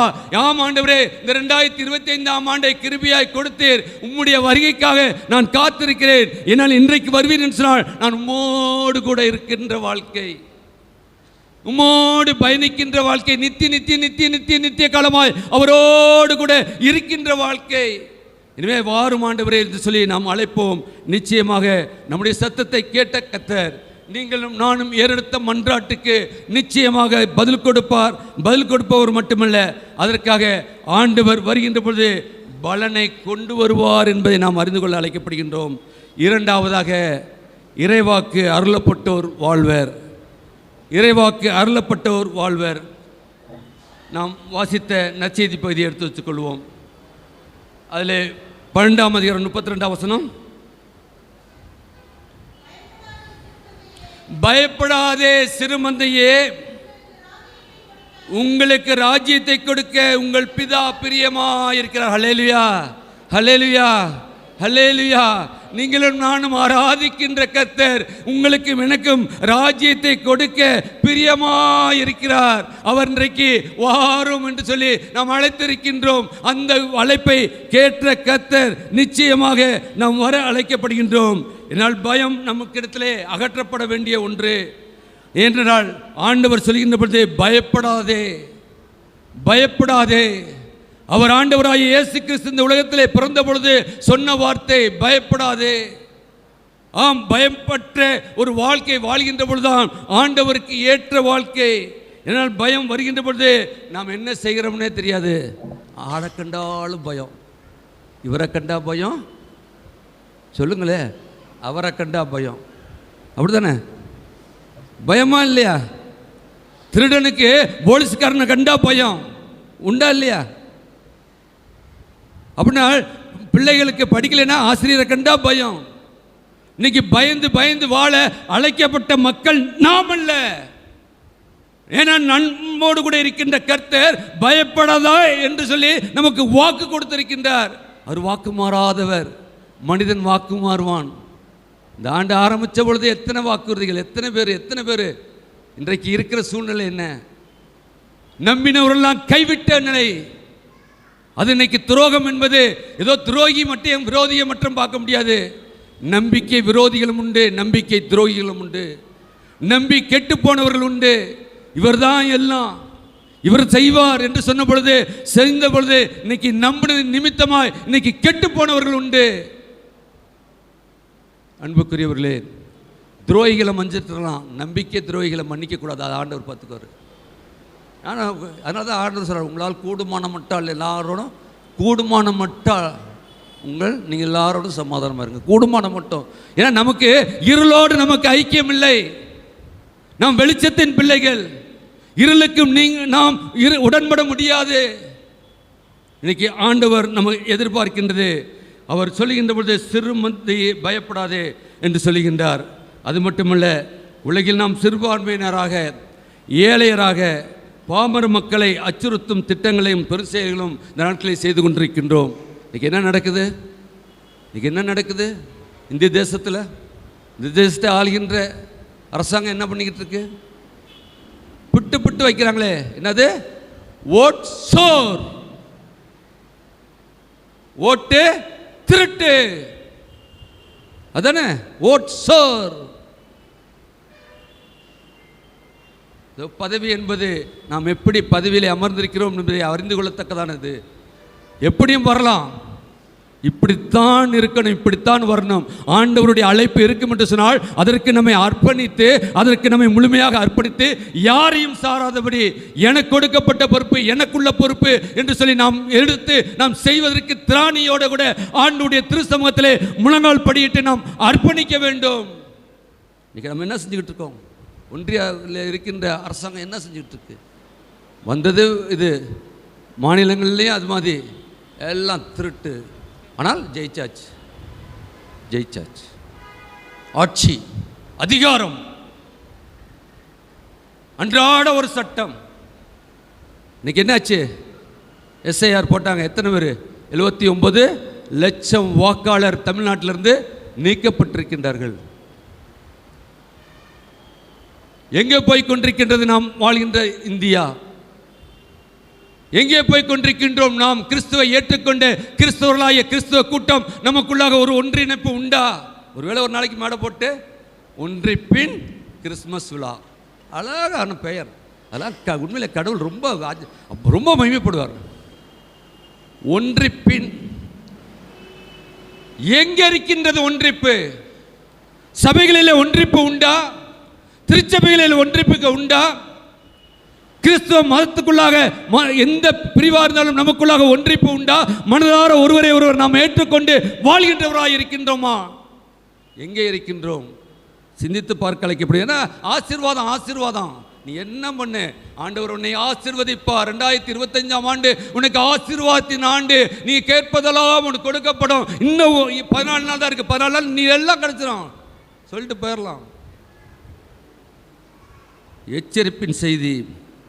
எச்சரிப்பின் செய்தி ஆண்டவர் சொல்லுகின்றது. நாம் எந்த சூழ்நிலையும் பயத்தை தவிர்த்து, பாவத்தை தவிர்த்து, பரிசுத்தத்தை மேற்கொண்டு ஆண்டவருக்கென்று நாம் எழும்பி நிற்கின்ற பொழுது ஆண்டவர் மகிமைப்படுகின்றார். தலை நிமிர்ந்து நிற்க வேண்டும், தலை குனிந்து அல்ல. தலை குனிவு என்பது ஆண்டவர் நம்மிடத்தில் எதிர்பார்ப்பதும் அல்ல. அதான் சொல்லுகின்ற பொழுது அங்கே பார்க்கின்றோம். நாம் அப்படி நின்னோம்னா என்ன கிடைக்குமாம்? பேதுரு சொல்லுகின்றார். 1 பேதுரு 5ஆம் அதிகாரம் 4ஆம் வசனத்திலே என்ன சொல்கிறார்? பிரதான மேய்ப்பர் வெளிப்படும் போது மகிமையான கிரீடத்தை பெறுவீர்கள். மகிமையான கிரீடத்தை. என்னால் அவர் வெடுப்பட இருக்கின்றார். என்னால் நீங்கள் நானும் ஆண்டவர் நமக்கு என்று ஆயத்தம் பண்ணின அந்த பரம காணானுக்குள்ளாக வேண்டுமென்றால் கிரீடம் சூட்டப்பட வேண்டும். இன்னைக்கு நம்ம ஓடுறாங்களே, பிள்ளைங்க ஓடுறாங்க, ஃபஸ்ட்டு, செகண்டு, தேர்டு ப்ரைஸ் வந்தோன்னே அப்படியே நிப்பாட்டி அவங்களுக்கு கிரீடம் போட்டு ஸ்போர்ட்ஸ் டே வைக்கிறீங்கல்ல, அவ்வளோ அழகாக இருக்குது.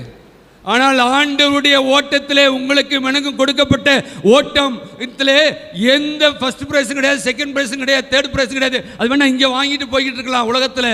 ஆனால் ஆண்டவர் வருகின்ற பொழுது ஒரே ஒரு தான் நமக்கு கொடுக்க இருக்கின்றார். அந்த பரிசை பெறுவோமா? அந்த கிரீடத்தை பெறுவோமா? மகிமையுள்ள கிரீடத்தை, வாடாத கிரீடத்தை, ஜீவ கிரீடத்தை பெறுவோமா என்று சொல்லி நம்முடைய வாழ்க்கை இந்த நாளிலாவது நாம் ஆராய்ந்து பார்க்க அழைக்கப்படுகின்றோம். அது நாம் வருகைக்காக காத்திருத்தல். ஆண்டவரே வாரும், நான் ஓடி வந்து அந்த கிரீடத்தை நான் நின்று என்னுடைய தலையிலே சூட்டிக்கொள்ள வேண்டும் என்று நாம் இருக்க அழைக்கப்படுகின்றோம். அன்புக்குரியவர்களே, ஏன்னால் அவர் வருகின்ற நாள் நமக்கு தெரியாது. அவர் எப்பொழுது வருவார் என்பது தெரியாது. அவர் வருகின்ற நாளை பார்க்கின்ற பொழுது அதிலே நாம் பார்க்கின்றோம். அதே நாம் வாசித்த 12ஆம் அதிகாரம் 40 சொல்கின்ற பொழுது, அந்தபடியே நீங்கள் நினையாத நேரத்தில் மனுஷகுமாரன் வருவார், ஆகையால் நீங்களும் ஆயத்தமாயிருங்கள். நீங்களும் ஆயத்தமாயிருங்கள். நாம் ஆயத்தமாயிருக்க அழைக்கப்பட்டிருக்கின்றோம். ஆயத்தம் என்பது நமக்கு தெரியும்ல. ஒரு தேசத்துக்கு போகிறோம்னா எவ்வளோ ஆயத்தம். விசா அப்ளை பண்ணுறோம், பாஸ்போர்ட் வாங்குகிறோம், எல்லாம் பண்ணிவிட்டு ஆயத்தப்படுறோம். ட்ரெயினுக்கு போகணுன்னா எத்தனை மணி நேரத்துக்கு முன்னால் போகிறோம்? 9:20க்கு ட்ரெயினை எத்தனை மணிக்கு போகிற சொல்லுங்க பார்ப்போம். 9 மணிக்கு ஆச்சா குறைஞ்சது போயிடுவோம். அரை மணி நேரம் முன்னால் போயிடணும். எனக்கா அங்கே பிளாட்ஃபார்ம்லாம் நடக்கணும். ஏர்போர்ட்டில் போய் ஃப்ளைட்டுக்கு போகணுனாக்கா 1 மணி நேரம் முன்னாத்துக்கு போகணும். இன்னும் இன்டர்நேஷ்னல் ஃப்ளைட்டுக்கு போகணும்னா 3 நேரம் முன்னால் போகணும். இல்லைன்னா நீங்கள் ஃப்ளைட் இருந்தாலும் ஏற முடியாது. ஆனால் கர்த்தர் திறந்து வைத்திருக்கிற ஆலயத்துக்குள்ளாக நாம் எத்தனை மணிக்கு வருகின்றோம்? சிந்தித்து பார்க்க அழைக்கப்படுகின்றோம். ஆண்டவருடைய வருகை எந்த நாளிகை என்பதை நாம் அறியாதிருக்கின்றோம். எந்த நேரம் என்பதை நாம் அறியாதிருக்கின்றோம். அது பிதா ஒருவர் தவிர வேறு யாரும் அதை அறியவில்லை என்று சொல்லி மார்க் 13:32 பார்க்கிறோம். அந்த நாளையும் அந்த நாளிகையும் பிதா ஒருவர் தவிர மற்றொருவரும் அறியான். பரலோகத்தில் உள்ள தூதர்களும் அறியார், குமாரனும் அறியார். எவ்வளவு ஆயத்தமாக இருக்க வேண்டும்? 9:20 ட்ரெயின்னா தெரியுது, ஆனால் அவர் வருகின்ற நாள் குமாரனுக்கு தெரியாது. குமாரனை எப்பொழுது அவர் அனுப்புவார் என்று தெரியாது. எனவே நாம் ஆயத்தமாக இருக்க அழைக்கப்படுகின்றோம். ஆயத்தம் என்பது கடவுள் நம்மிடத்தில் எதிர்பார்க்கின்ற ஒன்றாக இருக்கின்றது. அன்புக்குரியவர்களே, நமக்கு நன்கு தெரிந்த காரியங்கள் நமக்கு மத்தேயு 25 பார்ப்போம்ல, அடிக்கடி நம்ம கேட்டதான். மத்தேயு 25 என்னது? 10 கன்னிகைகள் என்ன பண்ணாங்க? எல்லாம் தீவெட்டியோட போகிறாங்க. மணவாளன் வருவான்னு சொல்லி காத்திருக்கிறாங்க.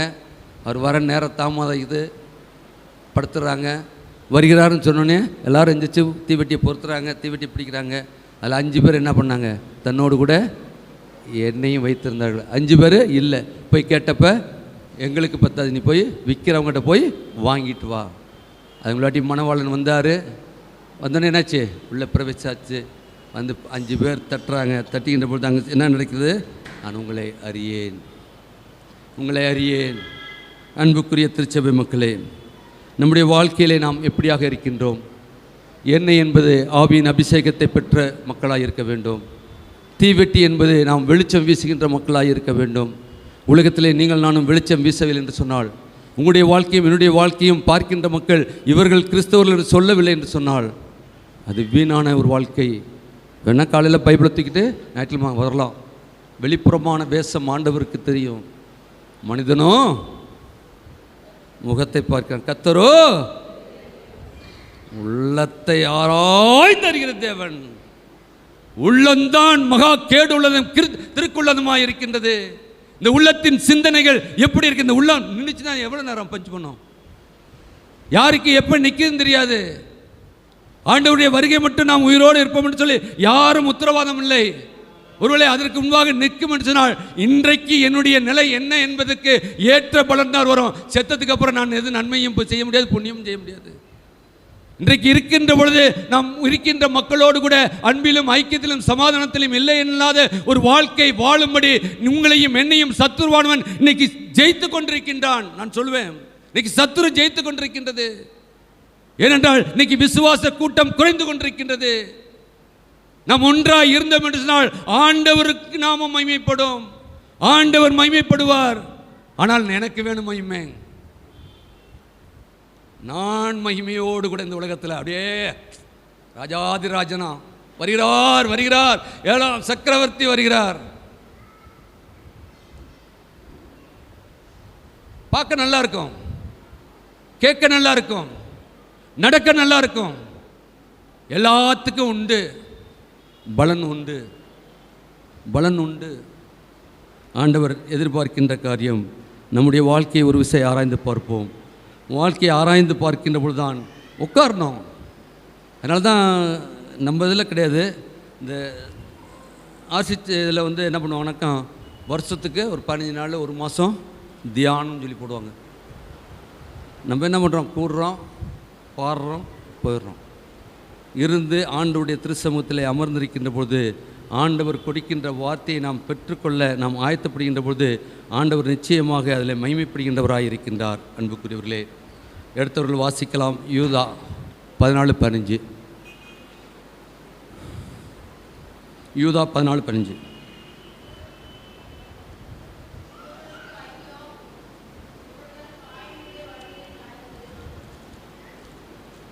ஆ 14 வசனம் 15 வசனம்.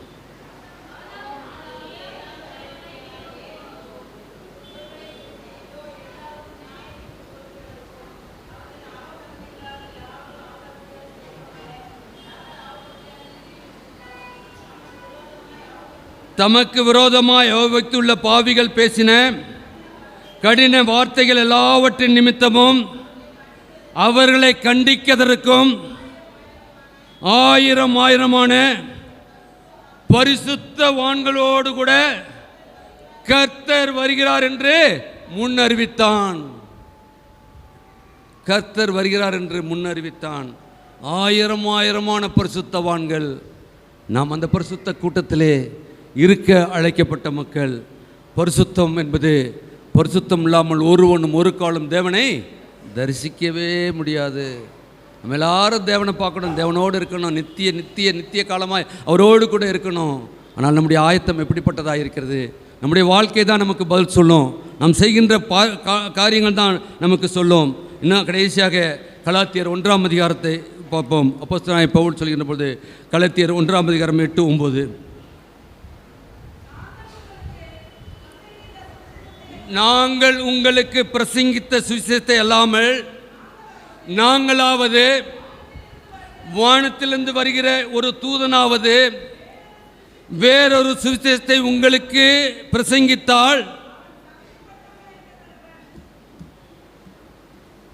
அவன் சபிக்கப்பட்டவனாய் இருக்க கடவன்.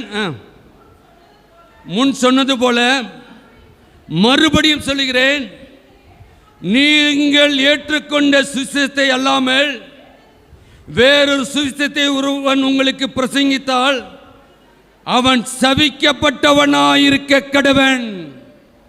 நீங்கள்லாம் விசுவாசத்தின் கூட்டம். உங்களுக்கெல்லாம் சுவிசேஷத்தை நான் வந்து இப்போ இது பண்ணுறது. அன்றைக்கி ஒருத்தர் சொன்னாங்க, குழந்தருவில் சொல்லுங்களேன், குழந்தருவில் ஊசி விற்கிறதுன்னு. நான் அதை சொல்ல மாட்டேன். எனக்கு ஆண்டவர் கொடுக்கின்ற வார்த்தை, இந்த பலவீனமான பாண்டத்தை கொண்டும் ஆண்டவர் என்ன வார்த்தையை கொடுக்குறாரு, இன்னைக்கு கொடுக்குற வார்த்தையை கொடுத்துட்டு போய்கிட்டே. அங்கே சொல்லுகின்ற பொழுது, நீங்கள் ஏற்றுக்கொண்ட சுவிசேஷத்தை அல்லாமல் வேறே சுவிசேஷத்தை, நமக்கென்று ஒரு திருச்சபை உண்டு, நமக்கென்று ஒரு பாரம்பரியம் உண்டு. திருச்சபை ஏதோ இன்றைக்கு நேற்று அல்ல, அநேக திருச்சபைகள் ஒன்று கூடி ஒரு ஐக்கிய திருச்சபையாய் தென்னிந்திய திருச்சபை ஆரம்பிக்கப்பட்டு 76 ஆண்டுகளை கடந்து நாம் அந்த திருச்சபையின் நம்முடைய முன்னோர்கள் அங்கமாக இருந்திருக்கின்றார்கள். இன்றைக்கு நீங்கள் நானும் அந்த சுவிசேஷத்தை நாம் பின்பற்றி அந்த சுவிசேஷத்தில் நிலை கொண்டு அந்த சுவிசேஷத்திற்காக நாம் வைராக்கியமாக இருக்கின்றோம். ஆனால் இன்றைக்கு என்ன நடக்குது? சுவிசேஷகர்கள் நிறையா வராங்க, எங்கிட்ட பட்டம் கிடைச்சுன்னு தெரில. பைபிளை தூக்கினவங்கன்னா அன்றைக்கி ஊழியர். அதான் அன்றைக்கி நேற்று வேதனா சாஸ்திரி ரொம்ப அழகாக சொல்லியிருந்தார். நேற்று உட்காந்து கேட்டுருந்தேன். அந்த காலத்தில் என்ன இருக்கும் அம்மாக்கெல்லாம் தெரியும். ராத்திரியில் குடுகுடுக்கார் வருவான், குடுகுடுப்பார் வருவான்னா, நல்ல காலம் பிறக்குது, நல்ல காலம் பிறக்குது, இந்த வீட்டுக்கு நல்ல காலம் பிறக்குது, நல்ல காலம் பிறக்குதுன்னு வருவானா? எல்லாம் கேட்பாங்க, என்ன சொல்கிறான்னு, என்ன நல்ல செய்தி சொல்ல போகிறானோ கேட்போம். ஏன்னா அவன் வாரது எங்கேருந்து வரான்? கல்லறையிலேருந்து வருவான், சுடுகாட்டிலேருந்து வருவான். ஆனால் இவங்க நம்ம தெருவுக்குள்ளே வந்துட்டான், நம்ம வீட்டுக்கிட்ட என்ன வந்து சொல்கிறான், இன்னைக்கு பார்த்துருவோம். குடுகுடுப்புக்காரன் நான் இன்றைக்கி இருக்கான குடுகுடுப்புக்காரன். நேற்று வேதனாய் சொன்ன வார்த்தை நானும் சொல்ல. நேற்று சொல்கிறார், இன்றைக்கு குடுகுடுப்புக்காரன் இல்லை, இன்னைக்கு ஊழியக்காரனாய் மாறிவிட்டான். இன்னைக்கு ஊழியக்காரன் இவன் எடுத்தாலும் ஊழியக்காரன். அவன் இன்றைக்கு திருச்சபை எதற்கு? நம்முடைய கணம் பேராயர் எதற்கு? ஏன் நம்முடைய மாடரேட்டர் எதற்கு? ஏன் பேராயர்களை அவர்கள் அபிஷேகம் பண்ணுகிறார்கள்? ஏன் பேராயர் ஆயர்களை அபிஷேகம் பண்ணுகிறார்கள்? ஏன்? நம்ம எல்லா சுவிசேஷகர் பைபிளை தூக்கிட்டா ஊழியக்காரன். இன்னைக்கு காசு தான். கொடுத்து பாருங்க, 1000 ரூபாய்க்கு குறைஞ்சு கொடுத்து பாருங்க, வரமாட்டாங்க. 5000 ரூபாய்க்கு குறைஞ்சு கொடுத்து பாருங்க, வரமாட்டாங்க. ஒரு நாள் வருவாங்க. நான் அதெல்லாம் அனுபவிச்சவன். நான் முன்னாள் இருந்த ஆயர் வட்டத்தில் எனக்கு 10 ரூபா கிடையாது டிராவலிங். 2 ஆண்டு காலம் அங்கே நான் 135 கிலோமீட்டர் சென்று 3 கிராமங்களிலே நான் திருவிருந்து கொடுத்துட்டு வருவேன். மற்ற நாள் 2 வாரம் 100 கிலோமீட்டர் சென்று 2 ஆலயத்துக்கு கொடுத்து விடுவேன். ஒரு இடையில ஒரு டோல் கேட்டு காரில் தான் நானும் அம்மாவும் போவோம். 10 ரூபா இல்லை. ஒரு நாள் திடீரென்று ஒரு ஆலயத்துக்கு சென்றேன். சென்ற பொழுது பார்த்த காத்தியம்,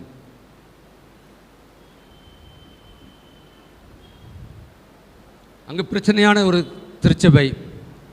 இன்றைக்கும் அதே ஆயர் வட்டம் பிரச்சனையோடு கூட இருக்கின்றது. நான் எவ்வளவோ போராடி நான் ப்ரோக்ராமை போட்டு லென்த்து காலத்து ப்ரோக்ராமை போட்டு ஈஸ்டருக்கு ப்ரோக்ராம் போட்டு காலையில் 4 மணிக்கு சென்று ஒரு ஆலயத்தில் ஆராதனையை முடித்து விட்டு 5:30 மணிக்கு கஸ்பா சபையில் நான் ஆராதனை நடத்த வருகிறேன். அவர்கள் சொன்னாங்க எனக்கு 5 மணிக்கு தான் வேணுங்கிறாங்க. அந்த ஆலயம் 5 மணிக்கு தான் வேணாங்க. நான் முடியாது, ஒரு 1000 தான் இருக்கேன், என்ன பண்ணணும் என்ன போய் பேராயிட்ட சொல்லுங்கள் சொல்லி ப்ரோக்ராம்லாம் போட்டேன். அதுக்காக அவங்களோட நான் ஃபைட் பண்ண ஒரு ஆள்னா எனக்கு யார் சீஃப் செக்ரட்டரி தெரியும், என்ன இப்போ பண்ணுவானா முன்னுக்கு இருந்தார் அந்த என்ன ஒரு பேர் சீஃப் செக்ரட்டரி அவரை எனக்கு தெரியும். நான் சொன்னேன் ஐயா யார் தெரிஞ்சாலும் ஃபோன் பண்ணுங்கய்யா, எனக்கு அங்கெல்லாம் வேண்டாம் என் பேராயருக்கு ஃபோன் பண்ணிங்க, அப்படி சின்ன தம்பி சொல்கிறேன்னு சொல்லி போடுங்க போதியான்னு. ஏன்னா அவர் சொல்லிட்டார் பேராயர் நீங்கள் யாரை போட்டாலும் பிரச்சனை பண்ணுறீங்க, அதனால் நான் யாரும் போட மாட்டேன்னு சொல்லி போயிட்டார். நான் போய் பேராயர்கிட்ட கேட்டேன் என்னையா பண்ணேன், எல்லாரையும் அனுப்பிச்சுட்டு என்னை போட்டிருக்கீங்களே, நான் ஏன் என்னையும் தூக்கிட வேண்டியதானே நினைக்கேன். அவர் பாருங்க சின்ன தம்பி அவர்களோடு போராடி அந்த ப்ரோக்ராமை போட்டு 4 மணி 5:30 மணி போட்டு வச்சா 5:30 மணிக்கு ஆலயத்துக்கு கரெக்டாக உள்ளே போகிறேன். ஐயா இன்றைக்கி செய்தி கொடுக்கறதுக்கு ஒரு ஆள் வந்திருக்காங்க, ஒரு சுவிசேஷகர் வந்திருக்கிறார். ஏதோ இண்டிபெண்டன்ட் சர்ச்சில் சொல்கிறேன்னு நினைக்காங்க, தென்னிந்திய திருச்சபையில் நான் அபிஷேகம் பெற்ற இந்த திருச்சபையில் நடக்கின்ற காரியம். அப்பொழுது சொன்னேன் யாருன்னு, எப்போ எங்கே இருந்தேன், அவர் மதுரையிலேருந்து வந்திருக்காரு. எங்கே இருக்கார், ராத்திரியாக வந்துட்டார். அவருக்கு அந்த பைபாஸ் ரோட்டில் இருக்க மனோராவில் ரூம் போட்டு கொடுத்துருக்கோம். நான் பெருங்குடியிலேருந்து காலையில் 4 மணி ஆராதனைக்கு 3 மணிக்கு கிளம்பி அங்கே போய் 4 மணிக்கு ஆராதனை நடத்திட்டு அடுத்ததுக்கு வந்துக்கிட்டு இருக்கேன். சரி நான் சொன்னேன் இது பண்ணேன்.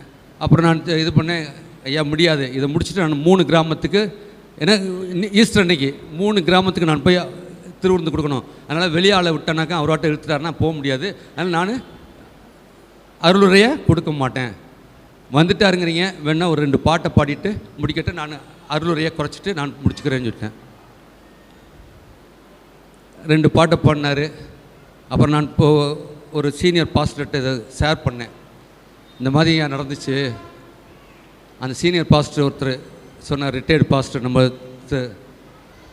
நீங்கள் ஏன் சின்ன தம்பி 2 பாட்டு பாட சொன்னீங்க, நானாக இருந்தேன் அவரை வச்சே திருவிருந்து நடத்திக்கன்னு சொல்லிட்டு போயிருப்பேன்னாரு. அவர் சொன்ன வார்த்தை சீனியர் பாஸ்டர், அவரை வச்சு நீங்கள் திருவிருந்து நடத்திக்கன்னு போயிருக்க வேண்டியதானே. முடிந்தது. நீங்கள் என்ன நினச்சிருந்தீங்க, நான் கண்ணால் கண்டது. ஒரு 1000 ரூபாய் எடுத்து கவரில் போட்டு அவர் கொடுக்குறாங்க.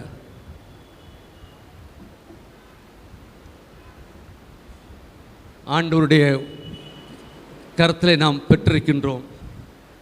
பெற்றதை ஆண்டவருக்கென்று படைக்கின்றோம். அதை கொடுக்கின்ற போகு. நான் ஒரு பெரிய ஆலயத்தில் போய் இது பண்ணேன். அந்த செக்ரட்டரி சொன்னார், ஐயா உங்களுக்கு 1000 ரூபா கொடுக்கணும், நாங்கள் கடனில் இருக்கோம், இந்தாங்க 500 ரூபான்னு சொல்லி கொடுத்தாரு. அந்த செக்ரட்டரி வவுச்சரில் கையெழுத்து வாங்கினார். ஆண்டவருடைய வருகை அதிசயமாக இருக்கிறது. நாம் எப்படி ஆயத்தப்பட்டு கொண்டிருக்கின்றோம். எனவே இந்த நாளிலே வந்திருக்கிற நீங்கள் நானும் திருச்சபை மக்களாய் இணைந்து ஆண்டவரே உம்முடைய வருகைக்கு காத்திருக்கின்ற வாழ்க்கையை எங்களுக்கு கொடுத்திருக்கிறப்பா. இந்த வாழ்க்கை முடியப் போகின்றது, எப்பொழுது முடியும் என்பதை நாங்கள் அறியோம். நாளை காலையில் இருப்போமானா சொல்லுங்கள், யாரும் சொல்லுவீங்களா? இல்லை நான் இத்தனை வருஷம் இருப்பேன்னு சொல்லுங்கள் பார்ப்போம். முடியாது. வாங்குகிற மூச்சு சுழி மாறி போனால் போச்சு. நான் அதெல்லாம் அனுபவிச்சவன். நடு ரோட்டில் நிற்கிறேன், வேக்யூம், காற்றே இல்லை, என்னால் ப்ரீத் பண்ண முடியல. ஒத்த கடையில் வெளியில் கடைக்குள்ளே இருந்தேன், சரி அங்கே தான் காற்று இல்லை, வெளியில் நிற்கிறேன், அங்கேயும் காற்று இல்லை. ஒரு வேக்யூமில் நின்ன ஒரு அனுபவம். உடனே கிளம்பி ஆஸ்பத்திரிக்கு வந்து இரவு போலும் ஆக்சிஜன் போட்டு இன்றைக்கி தான் ஓடிக்கிட்டு இருக்கேன். இங்கே வந்ததுக்கப்புறம் தான் கர்த்தருடைய பிரதான கிருபையினால் உங்களுடைய ஜெபத்தினாலும் நான் ஆஸ்பத்திரிக்கு செல்லாமல் இருக்கிறேன். இல்லைன்னா நான் ஏர்போர்ட்டில் வேலை பார்க்கும்போது அடிக்கடி அங்கேருந்து ஏர்போர்ட்லேருந்து ஆக்சிஜன் வந்து அப்போலோ போய் எத்தனை எனக்கு அது ஒரு 6 மாதத்துக்கு ஒரு தடவையாச்சும் போனால் ஐசியூ தான். ஆனால் ஆண்டவர் பலப்படுத்தியிருக்கிறார். எல்லாருடைய ஆசீர்வாதம். இங்கே இருக்க மூப்பரெல்லாம் என் மேலே எவ்வளோ அக்கறை வச்சுருக்காங்க தெரியுமா? ஒருத்தர் ஒரு நாள் நின்றுட்ட சொன்ன காரியம், ஐயா நீங்கள் பேசுங்க, கொஞ்சம் சத்தத்தை குறைச்சிக்கங்க. அது ஒரு அன்பின் வெளிப்பாடு. ஆனால் நான் வரும்போது அம்மாவும் சொல்லுவாங்க, கொஞ்சம் சத்தத்தை கம்மி பண்ணுங்கண்ணே. முடியலையே.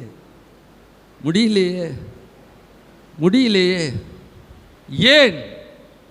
ஒரு ஆத்துமா ஒரு தேவதூதன் ஒரு வேத மனிதர் சொல்லுகின்றார். என்ன சொல்லுகின்றார்? ஒவ்வொரு பிரசவமும் உங்களுக்கு எப்படி இருக்கும்? பெண்கள்லாம் இருக்கீங்க, பிரசவம் வலி வந்துச்சுன்னா கத்தி குமிச்சு அந்த குழந்தைய பெற்று எடுக்கிறப்ப பெற்றோடனே அந்த வழியெல்லாம் போயிடும். அது வரைக்கும் கத்துற கத்து அழுகிற அழு அந்த பிரசவ வேதனை என்பது இது பிரசவ, இது ஒரு கற்பப்பை. இதிலிருந்து வருகின்ற வார்த்தை ஒரு மனிதனை மாற்றும் என்று சொன்னால், ஒரு ஆத்மா ரட்சிக்கப்படும் என்று சொன்னால், இதில் இருந்து வருகின்ற பொழுது அதன் மூலமாய் ஆண்டவர் மகிமைப்படுகிறார். நாங்கள் மகிமைப்படல, ஆவியானவர் மகிமைப்படுகின்றார். இது ஒரு ஏதோ அல்ல, இதோ பிரசங்க பீடம் என்பது இது கருவறை. இது கருவறையிலிருந்து நீங்கள் எப்படி குழந்தையை பெற்றெடுக்கின்றீர்களோ அதுமாக வேத வசனம் வருகின்றது. அந்த வேத வசனத்தை கேட்கின்ற மக்களுடைய ஆத்மா உயிர்ப்பிக்கப்படுகின்ற பொழுது நிச்சயமாக அது ஆண்டவர் பரிசுத்த ஆவியானவர் எந்த நோக்கத்திற்காக இந்த நாளில் கொடுத்தாரோ அவர் மகிமைப்படுகின்றார். அதற்காக ஒரு ஜன கூட்டத்தை நாம் ஆயத்தப்படுத்தி கொண்டிருக்கின்றோம். எனவே நீங்கள் நானும் அதை அறிந்தவர்களாய் ஆண்டவர் கொடுக்கின்ற காரியங்கள், பொறுப்புகள் ஆண்டவருக்கு நாம் கணக்கு ஒப்புவிக்க வேண்டும். நம்முடைய கணக்கு என்பது நம்ம குறித்து நம்ம வேல்யூ போட்டுக்கிட்டே இருக்கோம்.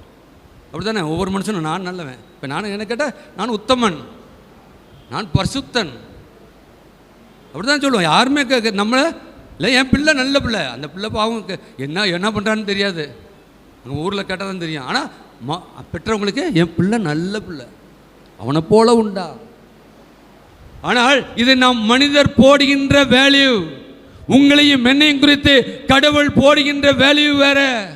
கடவுள் உங்களுக்கு எனக்கும் மதிப்பீடு கொடுத்து கொண்டே இருக்கின்றார் ஒவ்வொரு நாளும். இன்றைக்கு 2025ஆம் ஆண்டு, இன்றைக்கு டிசம்பர் மாதம் 21ஆம் தேதி நீங்கள் நானும் ஜீவனோடு இருக்கின்றோமே. இந்த ஜீவ காலத்திலே நீங்கள் நானும் செய்ததை அவர் மதிப்பீடு செய்து கொண்டிருக்கின்றார். மதிப்பீடுக்கு ஏற்ற பலன் உங்களுக்கு எனக்கும் வர இருக்கின்றது. எனவே நீங்கள் நானும் இந்த நாளிலாவது கேட்ட சத்தியத்தின்படி வாழவும், ஆண்டவருக்கென்று நம்மை அர்ப்பணிக்கவும், பொறுப்பிலே உண்மை உள்ளவர்களாக இருக்கவும். திருப்பி நான் அடிக்கடி சொல்கிறது தான். ஏன்னா ஆலய பணம் என்பது, நான் 15 ஆண்டு காலம் பெருங்குடி திருச்சபையிலே பொறுப்பில் இருந்தேன். அங்கே இதே மாதிரி சீரியல் செட்டு போடுவோம். அந்த பையன் வருவான், 20 செட்டு போட்டேயா, 15 ரூபா ரேட்டு, இவ்வளோ ரூபாம்பான். அவன்கிட்ட சொல்லுவேன், போட்டேல அதில் ஒரு 15க்கு போட்டுக்க, 5 நீ கோயிலுக்கு போட்டதாக இருக்கட்டும், கடவுள் உன்னை ஆசீர்வதிப்பார்னு. அப்படி தான் அவன் 15 ரூபா கேட்டான். 20 ரூபா தூக்கி கொடுக்கறது கொடுக்கலாம், 40 ரூபா தூக்கி கொடுக்கலாம், 50 ரூபா தூக்கி கொடுப்பாங்களாம். ஆனால் அதை கேட்கின்ற பொழுது அவனிடத்துல நான் பேரம் பேசி, அப்புறம் எங்கள் வீட்டில் போட்டால் எவ்வளோ கேட்டாலும் கொடுத்துருவேன். ஆனால் அங்கே போடும்போது இது ஐயா சார் நீங்கள் என்ன கொடுக்கலாம் கொடுங்க சார், சொல்லுவேன் ஒரு 5 இதாக இருக்கட்டுமே கோயிலுக்கு போட்டது, சரிங்க சார் இருக்கட்டும் சார். இன்றைக்கு அந்த மகன் நிலம் வாங்கி, டிராக்டர் வாங்கி, அந்த என்ன ஜாமான்லாம் இது பண்ணுவாங்களே, அந்த இது மினிக்கு இது வச்சு அந்த மைக் செட்டு இன்றைக்கி எல்லா இடத்துலையும் பழகி பிரிக்கிறேன். போனது சிரிப்பாப்புல, இன்றைக்கு போனாலும் ஜெயான்னு வேணா பெருமடியில் போய் கேளுங்க. சிறுசாமி சார் எப்படி காசு கொடுப்பார், கோயிலுக்கு லைட்டு போட்டேன்னா மைக் போட்டேன்னா எப்படி காசு கொடுப்பாருங்க. கடவுள் வருகின்ற நாளிலே கடவுளுக்கு நீங்களும் நானும் ஒப்பு கொடுக்க வேண்டும். 40 ரூபாயை 80 ரூபா ஆக்கணும்னா அந்த 40 ரூபாய்க்கான பலன் உண்டு. எனவே நீங்கள் நானும் ஆண்டவருடைய வருகைக்கு நம்மை ஆயத்தப்படுத்துவோம். கர்த்ததாமை நாம் கேட்ட வார்த்தைகளின்படி நாம் வாழ உங்களுக்கும் எனக்கும் பரிசுத்த ஆவியானவர் நம்மை கிருபையும் ஒத்தாசையும் செய்வாராக. ஆமீன், ஆமீன்.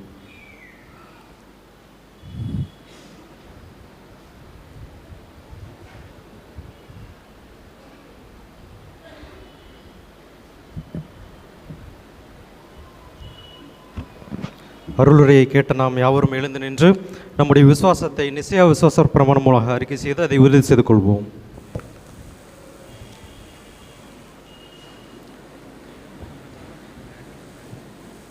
வானத்தையும் பூமியும் பராபரன் மானிடன் ஆனாரே என்ன இது என்ற பாடலை நாம் யாவரும் சேர்ந்து பாடுவோம்.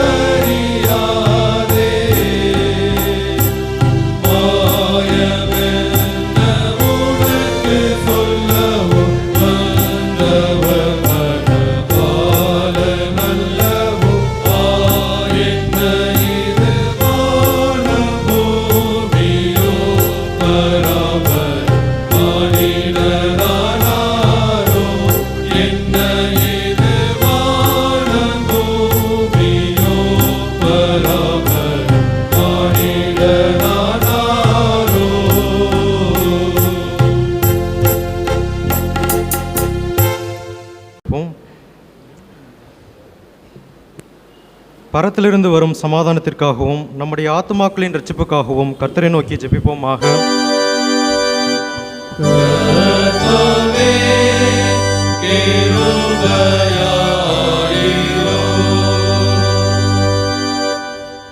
அகிலலோக சமாதானத்திற்காகவும் கடவுளுடைய பரிசுத்த சபைகளின் வாழ்வுக்காகவும் அவைகளின் ஒருமைப்பாட்டுக்காகவும் கர்த்தரை நோக்கி ஜெபிப்போமாக.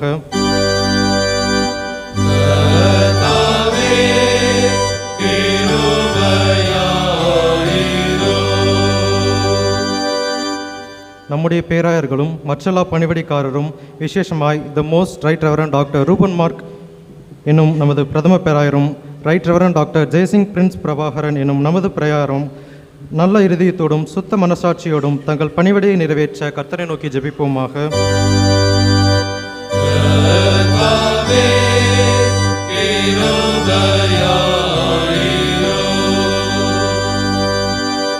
நமது தேசத்தின் ஜனாதிபதி, பிரதமர், அதிகாரம் வகிப்பர் எல்லாருக்காகவும் கர்த்தரை நோக்கி ஜெபிப்போமாக.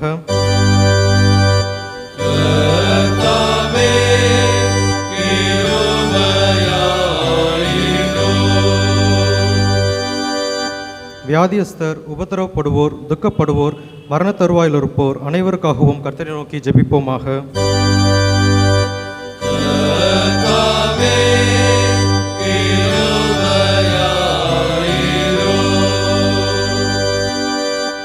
ஏழைகள், பட்டினியாய் இருப்போர், அனாதைகள், விதவைகள், உபத்திரவப்படுவோர் அனைவருக்காகவும் கர்த்தரை நோக்கி ஜெபிப்போமாக.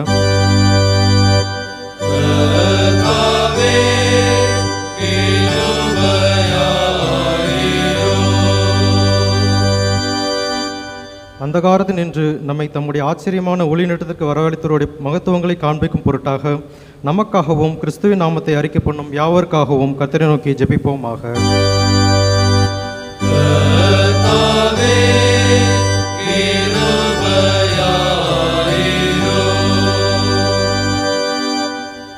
சர்வ வளமுள்ள கடவுளே, சகல ஞானத்துக்கும் காரணரே, நாங்கள் வேண்டிக் கொள்வதற்கு முன்பு எங்கள் அவசியம் உமக்கு தெரியும். நாங்கள் அறியாமல் கேட்கிறோம் என்பதும் உமக்கு தெரியும். தேவர் எங்கள் பலவீனங்களை பார்த்து இறங்கி நாங்கள் எங்கள் அபாத்திரத்தன்மை துணிந்து கேட்கக்கூடாதவைகளையும் எங்கள் குற்றாட்டின் நிமித்தமாய் கேட்க தெரியாதவைகளையும் உம்முடைய குமாரனும் எங்கள் கர்த்தருமாகிய இயேசு கிறிஸ்துவின் புண்ணியங்கள் நிமித்தம் எங்களுக்கு அனுகிரகம் தந்துள்ளோம்.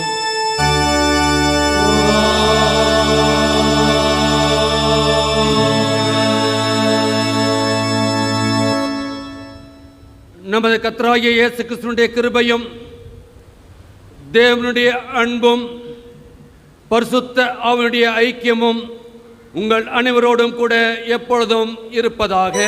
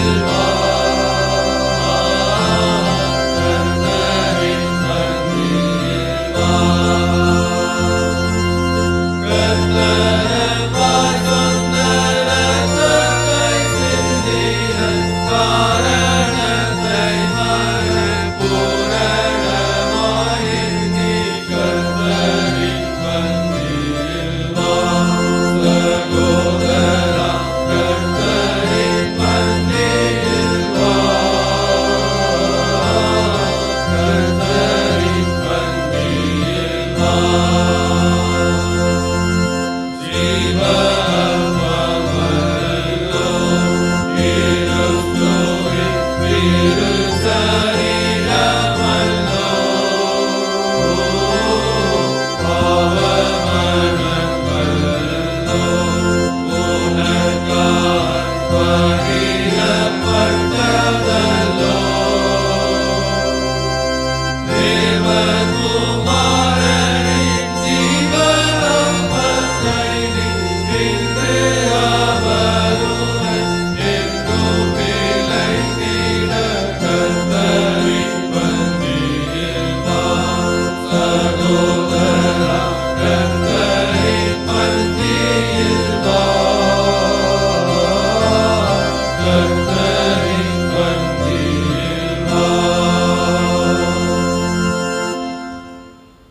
அப்பம் பிக்குதல் பகுதி கடந்த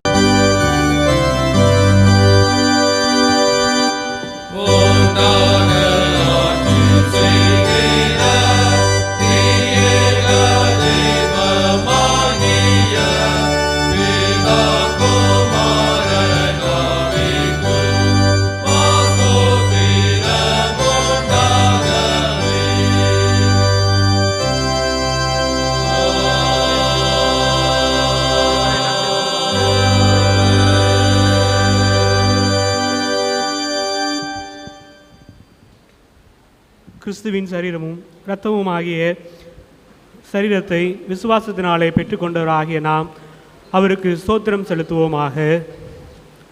யாவரும் இணைந்து சொல்லுவோம். சர்வ வல்லமையுள்ள கடவுளே, பரமபிதாவே, உமது நேசகுமாரனும் எங்கள் ஆண்டவருமாகிய இயேசு கிறிஸ்துவுக்குள் எங்களை உமது பிள்ளைகளாக ஏற்றுக்கொண்டு அவருடைய எங்கள் பாவங்களை மன்னித்து நிச்சயம் வாக்கு பண்ணியிருக்கிறீர். அளவிடப்படாத இந்த நன்மைக்காக உம்மை ஸ்தோத்திரிக்கிறோம். சரீரம் ஆத்மாவாகிய ஒப்புக்கொள்கிறோம். இதுவே நாங்கள் செய்ததுக்கு ஆத்மிக ஆராதனை. நாங்கள் இந்த பரமேஸ்வரத்தை அறியாமல் தேவனுடைய உண்மையும் பரிபூர்ண சித்தம் தக்கதாக எங்கள் மனம் பொருளாகிற நாளை புரியும். கடைசியில் நாங்கள் கஷ்டமான அனைவரும்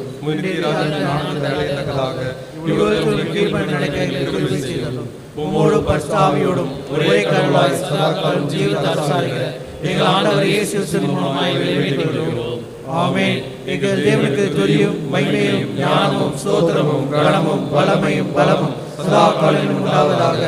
ஆமென்.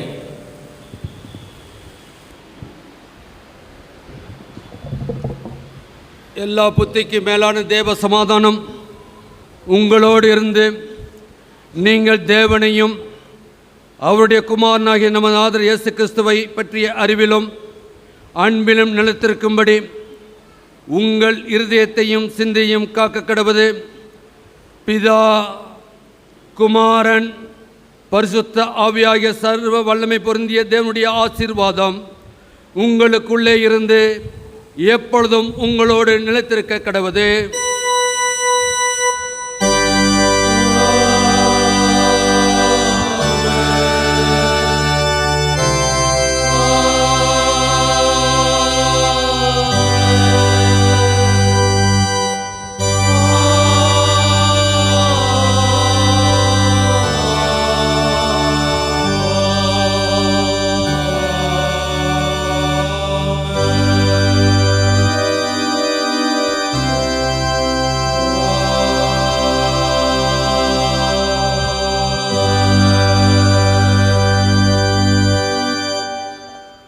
ஆராதனை நிறைவு பாடலாக பாமாலை 57 முதலாம் 4ஆம் கவியை பாடுவோம். பாமாலை 57 கவி முதலாம் கவி 4ஆம் கவியை பாடி நாம் ஆராதனை நிறைவு செய்வோம்.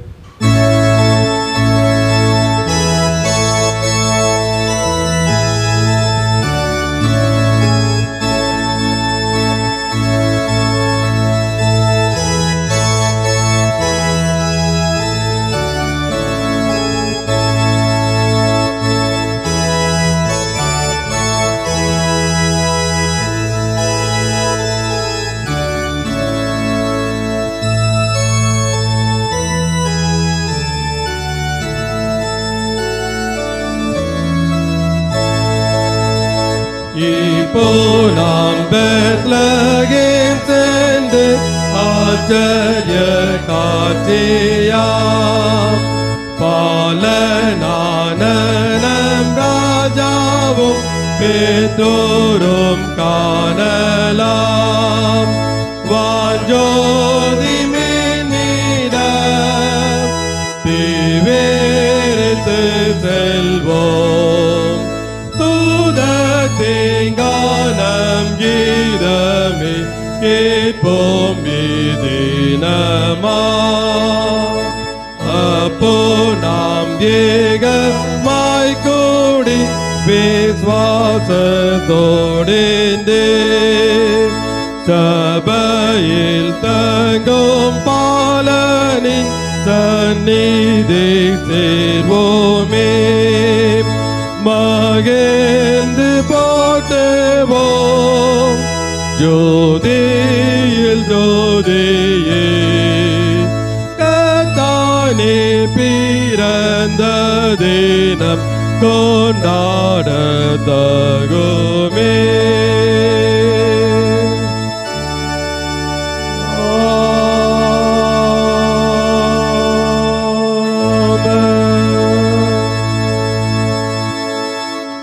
நாம் யாவரும் சங்கீதக்காரனோடு சேர்ந்து கர்த்தரை மகிமைப்படுத்துவோம். என் ஆத்மாவே கர்த்தரை ஸ்தோத்திரி, என் முழுவதுமே பரிசுத்த நாமத்தை ஸ்தோத்திரி. என் ஆத்மாவே கர்த்தரை ஸ்தோத்திரி, அவர் செய்த சகல உபகாரங்களையும் மறவாதே. ஆமீன். கர்த்தர் உங்களோடு இருப்பாராக. கர்த்தரும் மெய் சமாதானத்தோடு சென்று வாருங்கள். ஆமீன்.